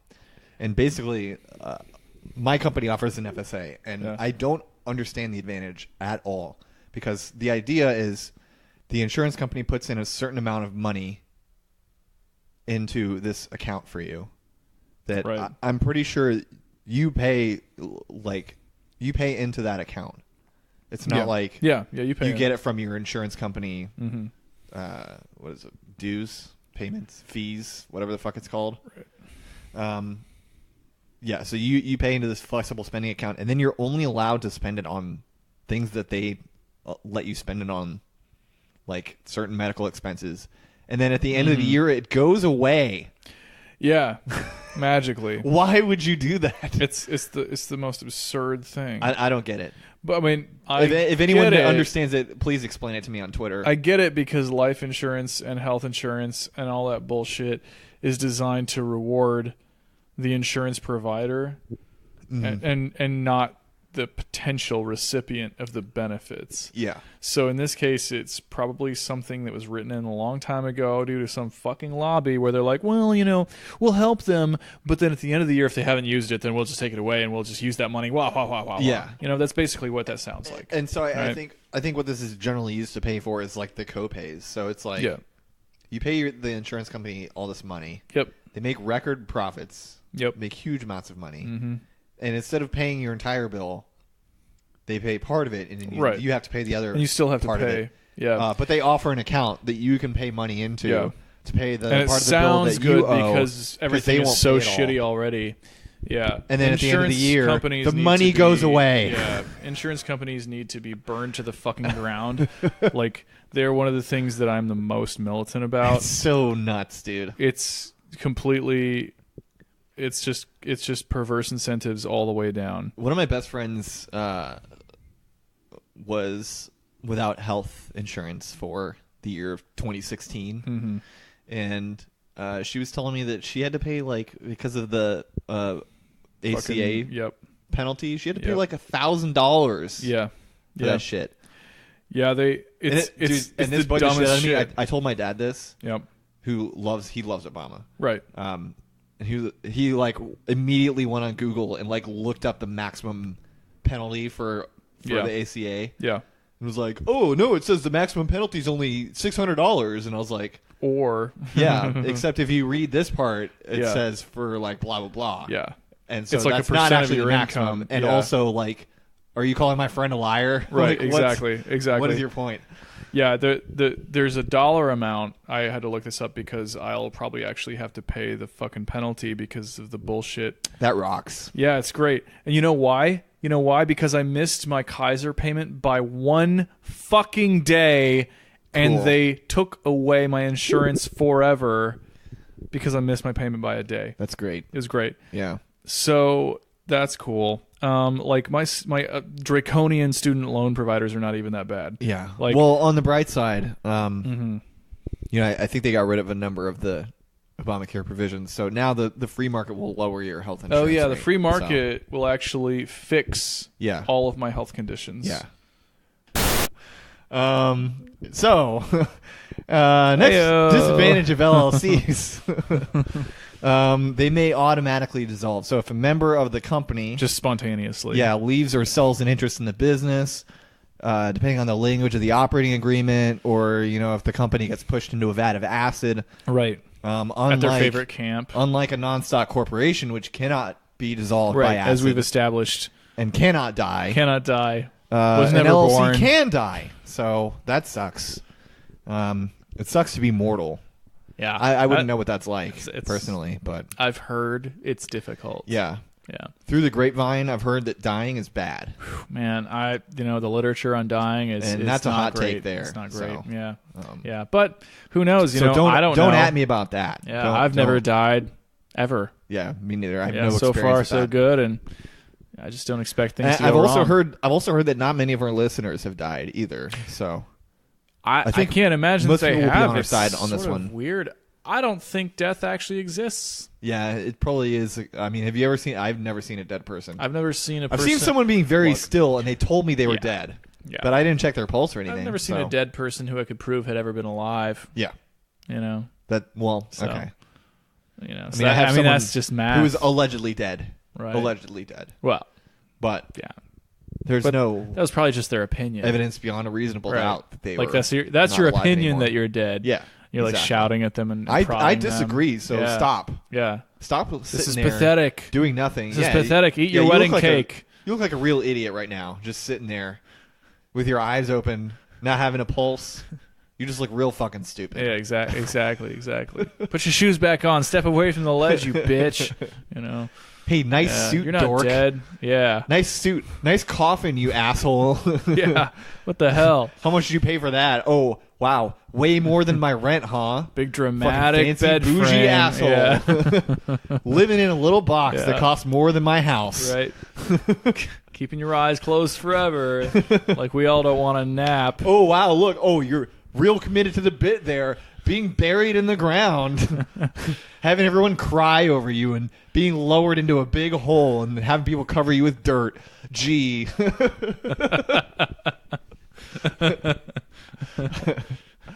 Yeah, I love dirt. Nom nom nom. Nom nom nom nom. Fucking dirt eater. Look at dirty. That's what I'm going to call dead people from now on. Yeah, you like that? All right, so I tried to do my own advantages and disadvantages section, and it ended up just being me reading and writing about corporate rating, which is like kind of kick ass. It's an interesting little It's one of those things where like more about the game. People who like capitalism portray corporate rating as like this bad thing that happened in the 80s, Right. but that's not how things work anymore. But Yeah. the problem No, with it that never was happens. like unlike normal businesses for all of eternity, Right. these businesses didn't produce real value. They didn't produce concrete wealth, Right. like real products, Like concrete. like means of production. Yeah. They didn't produce machines. Right. They didn't produce cars. Right. Or like concrete. They just produced quote unquote wealth. Right. Like that classic Always Sunny scene where Yeah. Charlie Day's like, so what do you guys do here? He's like, we make money. What are you talking about? That's what everyone thinks of as like the corporate raiders. But Right. corporate raiding Exactly. has not gone away. Yeah. In fact, it's kind of just been enshrined in how business is done on the regular. Yeah. So this is a tactic that was introduced right at the beginning of the neoliberal era, right in the 70s. Yep. Where basically, like the first strategy was the leveraged buyout or the hostile takeover. Oh yeah. That's the most commonly known term, the hostile takeover, and that's basically where the raider would buy enough voting shares to force the company to take some measures to increase the share value, including layoffs, replacing management, or selling the company off, which is what Frank ended up doing at the end of that Always Sunny episode. Right. Sold it to the Chinese. Right. Which, that's a good strategy. Yeah. So the leverage buyout is a variation of that where not only do they buy a bunch of shares, but they take out out loans to do it. They literally just go into debt Yeah. to take over a company. Yeah, so leverage is like a business term that basically means the amount of debt that you're using in order to take an action. Yeah. So if you hear about high leverage, it just means high debt. High debt. Yeah. Yeah. So, corporations attempted to do something to defend against this because they foolishly thought this was bad for shareholders. So they started including this thing called a shareholder rights plan, which is more commonly known as a poison pill, named after the famous cyanide capsules that spies would take when they got caught, so they wouldn't get tortured and give away information or whatever. Which, man, that's kind of sad to me. Like killing yourself so you don't give up state secrets. That's so pathetic, man. It really is. Yeah, it really is. But it's the sort of thing. I wouldn't want to tell anyone about the U.S. government secrets. So they have. Well, the thing is, Mr. Reagan. Well, he really likes touching his own butt, and I don't know what that means, but I also caught his wife. He's gonna eat your butt, and your friend's Reagan's butt a until butt his eater. stomach's full of butt. Butt stomach. So, I should poison myself now. So the way the poison pill works is basically if one party buys a certain amount of shares in the company, so over a certain percentage of the shares in the company, then every other shareholder gets offered additional shares, whatever shares are left over, at a discounted rate. So like 20% or more. Damn. So you almost want that to happen. Right. So the idea is that you get some raider coming in, trying to take over your life's work. Oh no! Trying to take over your life's work, your legacy. I've been doing the thing you've been planning to give to your children, my trust that you fund babies. worked for all your life. Yeah. And he just wants to come in and just make you earn more profits. Damn. Fuck. What do I What do? a fucking monster that guy is. Yeah. So what you do is he's just like me, but a bad one. Yeah. So you buy a bunch of shares that dilutes the equity of the corporate raider. So if he were going to buy 5% of the company, so say there's 100 outstanding shares, he buys 5 of them. Damn. Then the poison pill activates. What do I do? Poison pill. Poison pill. Shit. Well, so Mr. Reagan. So then you buy 100 shares at 20% off. So you pay for 100 shares what you would spend on 80 shares. Damn. And now the corporate raider only has 2.5% of the equity. Shit. That's not enough to do shit. You can't do shit. So it's like special monopoly. Yeah. And so what happened with that is there's now pressure against this thing in a corporate charter because not only do they not really work very well at all, shareholders actually like it when companies get acquired, and the person who acquires it does a bunch of stuff to increase their share value. It's actually like one of their favorite things. So then I tried to poison myself, but then he touched me in the butt. Yeah. And I would like to just point out again that companies get acquired when their share price is high, and they usually get paid a premium above the market rate for their shares. So if you got someone coming in trying to acquire the company so they can do all this shit to them, not only are you going to be selling shares, you're going to be selling shares when they're at or near their peak, right, and above what other people would buy them for. Jesus Christ. So why would you be against a corporate raid? That's so stupid. Yeah. So there's other strategies that have been used to resist this foolishly. Fucking fools. The main one that I've noticed, I didn't associate this with defense against hostile takeovers, but once I saw the line here, I was like, oh yeah, companies do that shit all the time now. Yeah. Increase the debt levels on the balance sheet. Oh shit, yeah. The weirdest company right now is Apple. And the reason that they're weird is because they have huge mountains of cash. Yeah. Every other major corporation has mountains of debt. Right. Like Netflix. Yeah. Oh, yeah. They're Unsurprisingly, just borrowing insane balloon. amounts of money so that they can buy IP licenses.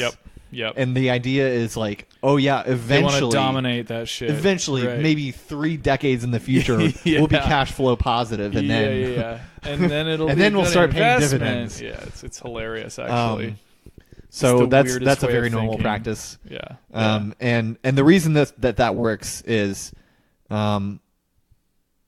because hostile takeovers increasingly are in the form of leveraged buyouts. Yep. In order to receive the loans that you need to do a leveraged buyout, the company should have a high cash flow because that means it's a lower risk company. So you're less likely to get capital from a bank to buy a bunch of shares of a company if they have high levels of debt. Right. So nobody's going to be doing a leveraged buyout at Netflix anytime soon. No way. Netflix seems like one of those companies like I was talking about earlier where somebody basically just like drives up the speculation. Yeah. And then gets everyone into it, and so then they're essentially able to sell away their rights, their stocks, whatever, at like a peak price, and then walk away rich or semi-rich, you know? I mean, it's all rich, but whatever. That's what I'm going to do. Yeah. I'll just own Netflix, and then I'll drive people nuts, you know, because it's glitzy. Yeah. And it's really actually in debt. Then I'll get the money, walk away. And then when the bubble pops, and this is where shit gets interesting, right? Once the bubble pops, then like everybody else, they don't have shit. They're going to just like slide into more and more poverty, and I'll be the person holding the bag of money. Yeah. And I'll be fine. And I'll just essentially mobilize their labor in a more effective way than before. Okay, but can you make sure that you do that after season 3 of Knights of Sidonia comes out? Oh, for sure. Because I'm really excited to see what happens I'm next. really curious as well. Yeah. I haven't seen season 2 yet, so, you know, I think we mentioned It's not that. bad. Yeah. That's actually not one of my favorite shows. That's just the only Netflix but it's original like a anime fun I can one. think Yeah, of. exactly, yeah. Do a sequel for Be the Beginning. How about that? Which one? Be the Beginning. I haven't seen that.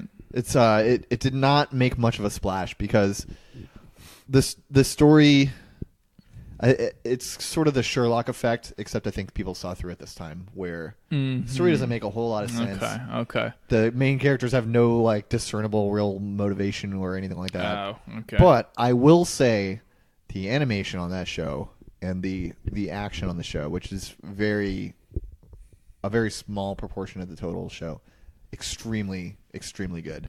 One of the best fight scenes I've ever seen. Really? In an anime. Yeah, for sure. They must have practiced a lot for that. Yeah, they did. Yeah. Especially because they're so dang fast, you can't even see them. Yeah. Damn. Shit. When's the last time you saw someone moving that fast? Not since Jet Li, I think, was in his prime. All right. What else do we got in hostile takeover land, corporate raiding land? Oh yeah. So the next thing used to resist hostile takeovers is staggering elections of board members, so that it takes a long period to replace a majority of the officers. So if they have like 9 board members, they'll only elect 3 every year. Mm-hmm. So if you want to do a hostile takeover that requires, appointing board members or whatever, then it'll take you at least a full year to replace them. Mm-hmm.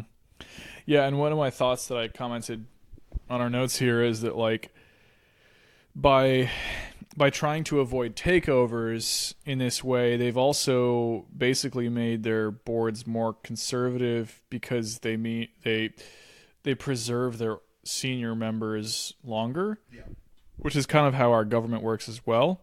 Our Senate in particular, and our judiciary, because it's like, oh well, we just want like our personal vision to last and our mission and whatever the fuck, because like who knows what the like this corporation is humming along, and you just assume that like a hostile takeover is like, oh, those are the bad guys. But what if the hostile takeover is like a bunch of people who actually want to like steer the company towards something better? Yeah. And the old school is a bunch of assholes, right? Yeah. Like, we don't fucking know. It's company to company, case by case. I mean, they're probably all assholes. I don't know. I can't honestly. imagine boards of directors being bad guys.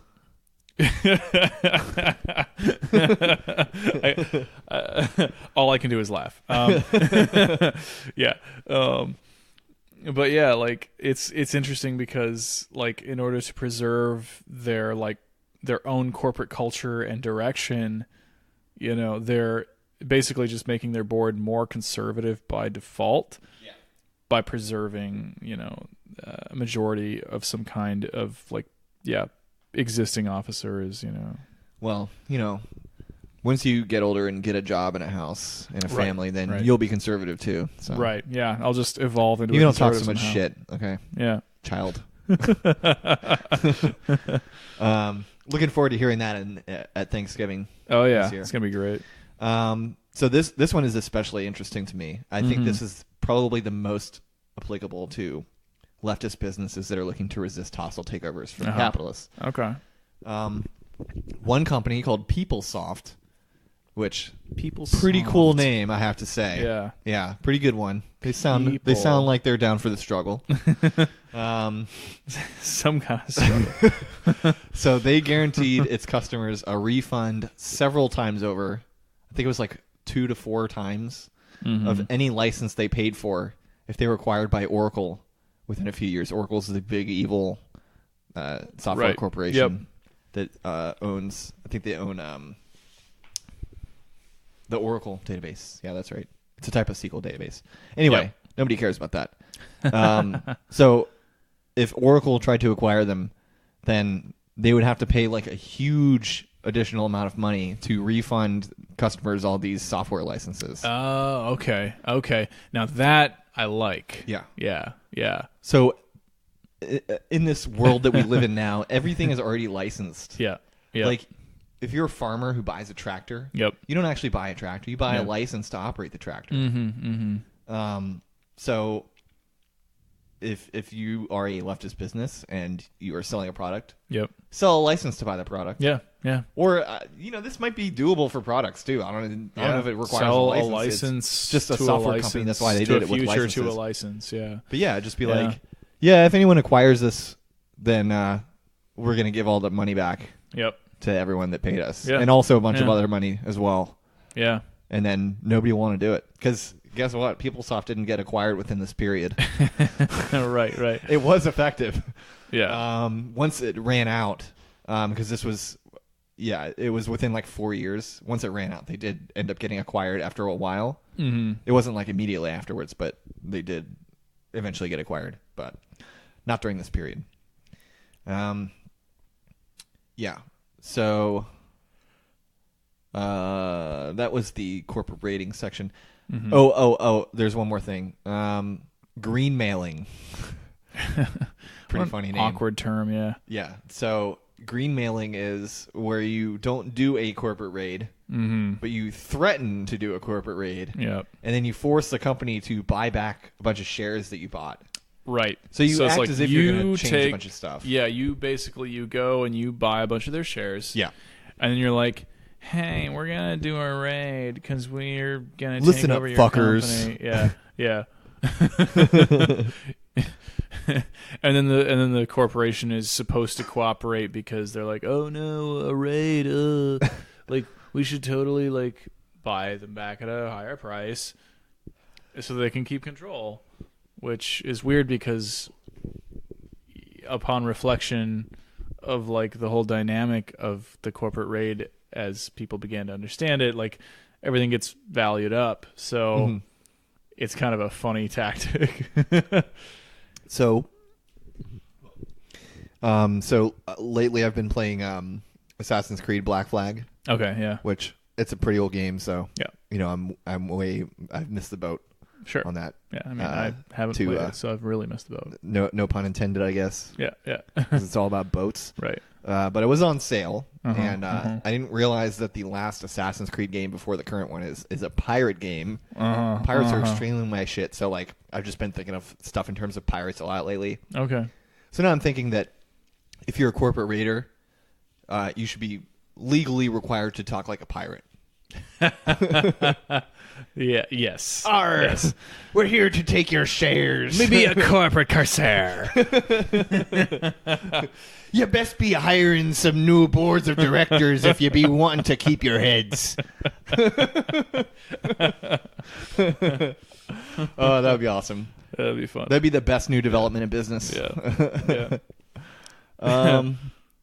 But the MSM doesn't want us to know about that. All right, so that's all I have for that section. So we come to the conclusion of the show where we have a little news episode for you. Wow, we're 2 hours in. That's cool. Yeah. I think we're just I'm just gonna leave this as a long episode, I think. Yeah, that's fine. Because we didn't have one last week, so that's we true. may as well. Yeah, we're repaying our shareholders. Yeah. Yeah. Yeah. Listen, if you are a Patreon which you can become if you go to patreon.com/neighborscience, you are a shareholder. That's right. I mean, legally, according to the Patreon tiers, you are a feudal landowner, but we're now all about business and doing business. So maybe I'll change up those tiers so that you're shareholders. Non-voting, of course. Yeah. Unless you subscribe at the highest tier, and then you can have some votes, I guess. Yeah. Yeah. Until then, but only the number of votes in terms of the number of $5 pledges that you give us. Exactly. So if you give us $25 a month, you get 5 votes. How about that? That's democracy, right? Yeah. I think that's how it works. Yeah. I mean, damn it's it. really just the tyranny of the majority, but whatever. So you have something here about... this is just something I've been fucking workshopping, and like you started working on the Excel sheet as well. Yeah. Oh, I thought I scrolled all the way down to the news item. Oh, the news item. Yeah. But if you want to talk about cut this, that other then... shit, it's fine. No? Well, okay. Let's just do nothing interesting here. We'll do a blurb. We'll do a blurb real quick. So blurb sounds like gross to me. It's like a gross word. We'll do like a blurb. We'll do an afterbirth. So I've been thinking for a little while about like the kind of like equity pay scheme as applied to any given business, and like because people are like, oh, you like the right wingers are like, you just want free money, or you want free shit, or you want to take my money, or whatever the fuck it is, right? All those, yes. Yeah, they're just constantly going on about that shit, and you're like, I just want to like have everyone be paid something reasonable, right? And like if there's some disparities, like that's maybe we'll figure that out. But like it's weird. People on the right are very good at diagnosing what the intentions of the left are. It's really weird. Yeah, but the opposite does not apply at all. Yeah, it's weird. Yeah, left leaning people are very bad at knowing what fascists are doing, which is, by the way, killing all of you, and taking all the power for themselves and doing whatever they want. That's what they want to do. Yeah, so. yeah. just in case you didn't know. And they'll actually tell you that that's what they want to do, and you're like, they'll accuse you of wanting to do the same thing. Yeah. Because that's what they want to do. Exactly. And they'll accuse you because they want to do that, but also because they're like, well, it's competition, We want to do that, so obviously you want to do that. Yeah. And we can't let you do that, so we're going to blame you of doing that. And when you don't play ball, we're going to laugh and tease and make fun of you, and then we're still going to fucking do it. Yeah. Yeah. But you guys want to take my property? Yep. Right. That's right. That's actually true. Yeah, let's just fucking do that. Yeah, let's do that. You want to silence me because I disagree with you? Like, because you're a fucking piece of shit. Yeah. You're literally talking about killing fucking Jews. What the fuck? You are killing Jews. This is extremely Don't passe. do that anymore. Yeah, exactly. We're going to take your guns away. Yeah. And then we're going to shoot you with them. Yeah. It may or That's may not. my plan. May or may not be fun. Allegedly, but that's my not plan. up to you. The magic word, allegedly, that waives any legal responsibility for anything I say. My alleged plan is to blow up the Twin Towers. Alleged, as in other people told me that's what my plan was. That's right. That's not what I said. Allegedly.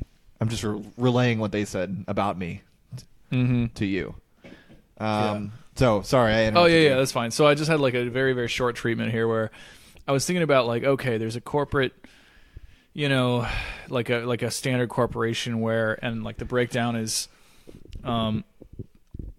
you've got one owner, like 6 chief executive types, type officers. It's 10 senior managers, 15 junior middle managers, 15 specialists, 100 workers who are not management or specialists, and you've got like 10 crew who do like cleaning and shit like that. And that's your whole thing, and it's like 157. So it's like a Hindu caste system. It's basically, that's how capitalism works. Yeah.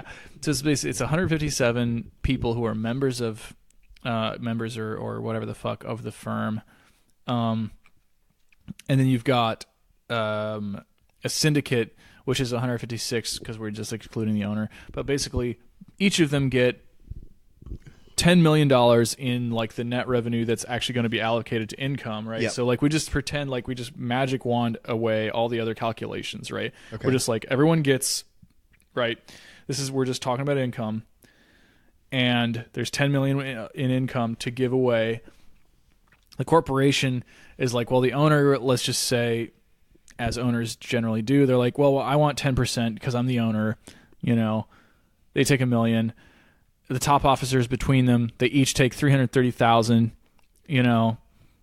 And the senior managers take $90,000 something. The junior and middle managers take almost $70,000 a piece. The specialists I take make more than a junior manager. There you go. The specialists make like $50,000-ish. And then all the bulk of the workers make like just under 40. I'm looking at this as more of like a kind of a Midwestern plant or something like that. Okay. So like the salaries are not great, and actually this is pretty generous for some places. And the crew, they make just under 30 a piece. And that spends most of the 10 million, right? Uh-huh. So we can like you can look at our notes and you'll see it, but that spends most of the 10 million. There's like another $200,000 left over, and that would probably be converted to bonuses and some other shit. Which bonus. I hardly even know us. Neither do I. I don't even know myself, but a lot of us are fairly familiar with this kind of like wage or salary breakdown. Like the differences are pretty normal, and I made this to kind of simulate, if not be exactly, like any given firm, but to simulate the kind of proportions that we see in terms of pay and in terms of like the population of a firm. And then I looked at, I was like, all right, so we take like basically like a communist syndicate, where literally everyone who works there gets exactly the same amount of pay per year, assuming they're full time. That's one thing where I can't justify any other situation. Like, there's no reason to pay anyone more or less than anyone else. Yeah, exactly. And everyone should just get an equal share of the like revenue if you pitch that you in allocate basically to, the same amount paying labor. Yeah. And it's like everyone there is treated as an owner or like an equal partner, and so it's literally just like 10 million divided by 156. and they all end up with $64,000 a year, which for everyone is a comfortable salary. Yeah. And you like don't have to fucking worry about a goddamn thing. I mean, at least you don't have to worry about bonuses. You don't have to worry about everything else. Yeah, exactly. Not exactly. in like San Francisco. Well, yeah, but San Francisco and other places like that are spiked by real estate and other concerns, which are also capitalist mechanisms. And so, like in this case, again, we're talking about like a kind of a semi-Midwestern situation. Where it's maybe like it's a city like St. Louis. Aggregate or average like, America. Yeah, exactly. And like 64 is plenty for most people to make it. Yeah. Even regardless. When I just started making 50,000, I was like, this is fucking crazy. Oh, yeah. Dude. Oh, yeah. It's so insane what a difference it is between like. It really is. Before that, I was making like $18,000 a year. And it was. Yeah, which is just abysmal. I was eating trash. Yeah, exactly. Literally eating trash. Yep. Just drinking Sobieski vodka because that's all I could afford. Yeah. And so, like, my point in this is that everyone in a syndicate or something like this kind of equal, like, equity-based structure would easily have a comfortable salary. We're talking about, like, a salary, like, in a monetary system. Like, that's not even getting to like a money-free system. Like we're just talking about like if there's money involved, and labor involved, everyone in this kind of structure would have a comfortable salary. The only money-free system is a state-free system. Exactly. We're not even trying to be that revolutionary in this particular document. Yeah, we're just saying like in the times we have with the structures we have, what if we did this? Yeah, and if we just removed the pyramid of like the owner-manager underclass structure. And just made it into everybody gets the same shit to just be there and do the work. Yep. It'd be fucking great. It really would. Like it's just arithmetic. And you would actually eliminate a lot of the accounting labor because it wouldn't be like, oh, this person gets this and this person gets that. It'd just be like everyone gets the same shit. Yeah. And the accountants would get all sorts of days off if they felt like it.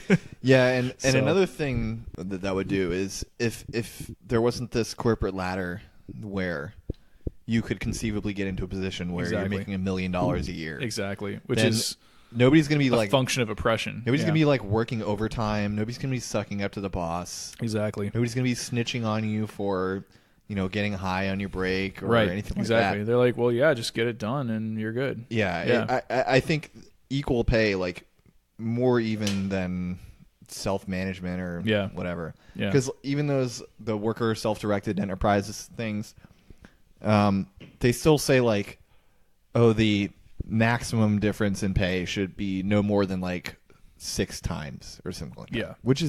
That's still crazy because like, if your lowest paid employee makes $20,000, then your highest paid employee could still make $120,000. Yeah. That's a huge difference. That's too much. Yeah.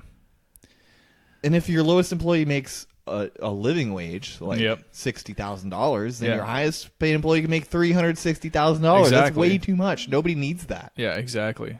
Like, what the fuck is that even for? Yeah, just make it all egalitarian. Yeah. There's no reason. Yeah, especially because those inequalities, it's like you could maybe talk about, oh well, luxuries are nice and people have been there for a while, but no. The only justification I can think of for this that doesn't immediately fall on his face is. If you're doing business with other business people and you are a officer of your company, then you have to portray the image that you are high status. Right. But funny, you could easily do that, like, oh yeah, there's a company car. Yeah, you get the company car. Yeah. But you don't get any more money. Exactly. We'll give you a suit, a nice looking suit. Right. Well, and here's the other thing is that's. And I'm not even trying to like go with the whole, like peasant chic thing, but like that whole concept is itself a classist and state power based like concept of like legitimacy. Yeah. Right. Because it's about legitimacy. It's about trust. And it's like, oh, well, if you don't look rich, then I can't trust you. Fuck you. Yeah. Die. Yeah. Yeah. Plus, we need to be linking together anyway. So Exactly. we should be grouping up with people who don't care how you dress. Exactly. Or at least are or good at who care how you dress pretending in the until sense that Yeah, right, I want a right. CEO who wears a shirt that says "not involved in human trafficking." Yeah, which is what you're literally wearing right now. Exactly. Man, we got to get some merch together, but yeah. For our like 85 regular downloaders. Yeah. If you have any ideas or art that you could contribute for merch, Yeah. we're looking to. If each of you gives us a some penny t-shirts a or week, something. we could make $3 a month. Yeah. Yeah, I will. If we do end up with merch, I'll do something like, you get a discount. That's, if you contribute $1, you get 10% discount. If you contribute $5 a month, you get a 50% discount or something like that. Yeah, kind of like the Kickstarter models Yeah. with like, if you do this to kickstart me, then we'll give you the freebie and then like a bit of this. Yeah. I mean, we'll figure something out. Yeah. All right. So, so quick, should we? That was all that should we shit. do the news item? Oh yeah. So this. Oh my god. Yeah. This is incredible. It is. It's rough. I was just sitting there on the news, I think yesterday, coasting around, and I saw this fucking headline about our friends, quote unquote, communist China. Our friends, the cockroaches. The cockroaches. Sorry, I'm not calling Chinese people cockroaches. Yeah, if that's no, what it sounded no. like. Headline: Chinese staff forced to drink urine and eat roaches. Managers at a Chinese firm. Is this Snowpiercer? I know, right? Oh, fuck. That movie was intense. Managers at a Chinese firm have been jailed for making staff who failed to reach sales targets drink urine and eat cockroaches. I saw the term sales targets, and I was like, yes, good old communist China meeting their sales targets. That's extremely egalitarian. Socialism with telemarketer characteristics. Yeah, yeah, right. Oh my god. Social media posts allege staff were told to eat cockroaches if they did not meet targets. I guess the cops came in after videos emerged showing workers being whipped with a belt. Oh my and god. Quote, drinking a yellow liquid, which, wow. I mean, like, how many yellow liquids are there to drink? There's like 3. It could be Inca Cola. Yeah, it could be. Exactly. There's like urine, there's Inca Cola, there's like tea. If lemonade. It's yellow tea, there's lemonade, I guess. But Lemonade doesn't really look like pee. Yeah, exactly. Unless it's bad lemonade. Oh my god, yeah. Or bad pee. Fuck. And then that's like post 6-pack pee. That's what lemonade looks like. Yeah, right, exactly. Where Okay, you're, so like, there's a really picture holding here. It. Yeah. Social media's it's pretty bright yellow. Yeah, that's not really Looks a like it's in urine color to me, Shanghai. but it's also very blurry. It's very blurry. Yeah, these are like some blurry ass like video stills. And also, there's a paper that's in English, so I'm doubting whether this is even in China. This was probably Even though it made says in the like Shanghai Russia something. or something. Yeah. That could be from anywhere, though. Yeah, it could be anything. And these are like like those paper cups you get at the dentist or like at a water cooler. That's Right. the size of them. They're like pretty big. It's like about probably 6 to 8 ounces each. And in this picture, someone is pouring one into another, like trying to make Like sure they're that evening they get it out. even amounts of Just, pee. They're like equalizing the piss. Like, we're gonna punish you, Yeah. but we don't want the punishment to be unfair. right. Like You're all gonna drink equal amounts of pee, and equal eat amounts of piss roaches. drinking. And they're like sitting there like slicing the roaches into equal portions. Yeah. Oh my god.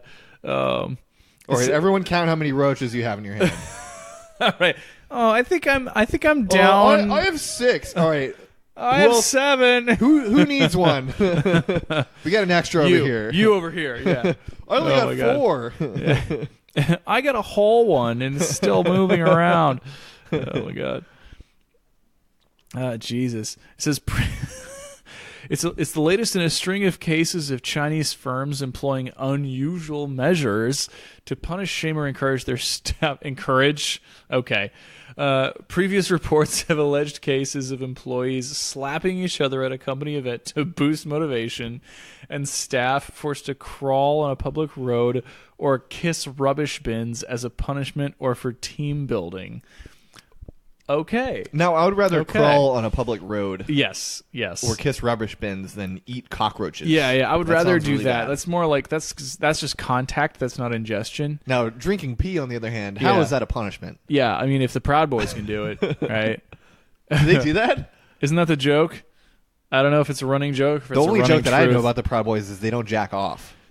Oh yeah, well they say they don't anyway. But yeah, I thought there was like a running joke that the Proud Boys drink piss to get in or something. I mean, I would believe. I know it. Gavin, not Gavin. Yeah, Gavin McGinnis. Gavin McGinnis. McGinnis. Gavin McGinnis. Yeah. He hates being called that, so I got to make sure to call him that all the time. Gavin McGinnis. Gavin McGinnis did try to shove something up his ass on camera. Oh yeah. Well, he probably failed because he's not strong enough. Yeah. Including his butthole. His butthole's probably not that strong either. It's not that strong. He's probably afraid. Or lithe and flexible. Right. Yeah. Right. So. Not skilled. An unskilled Couldn't even butthole. get a chopstick up there. God. Not even a dime. Yeah. Yeah. Well, chopstick's a little smaller than a dime. I mean, a dime is like narrow. Oh, yeah, like that's true. Thin. Okay. Yeah, I mean, theoretically, I should be able to pop these earrings out by like turning it like a button, but I can't do that because it still gets stuck. It's still pretty big. I can't argue with science. So, yeah, I can't argue. So I guess that's all we have. I've got nothing else. We only have 2 hours and 21 minutes of audio. So yeah, it's been a long one. Really slacking off. That's here. what she said. Yeah. I'm sure Chris's roommates love us right now. Oh yeah, so. they're bursting in and out of the bathroom in their bedrooms right now. Just like making noise. They love running water. It's like their favorite thing. And socialism. Yeah. All right. So if you enjoyed that episode, check out our others. I finally got the actual domain name set up and everything. So we are neighborsciencepodcast.com. Neighborsciencepodcast.com now. And that goes to our Podbean site where we have all of our episodes. You can search by tag. You can search by search terms. You can, look at them.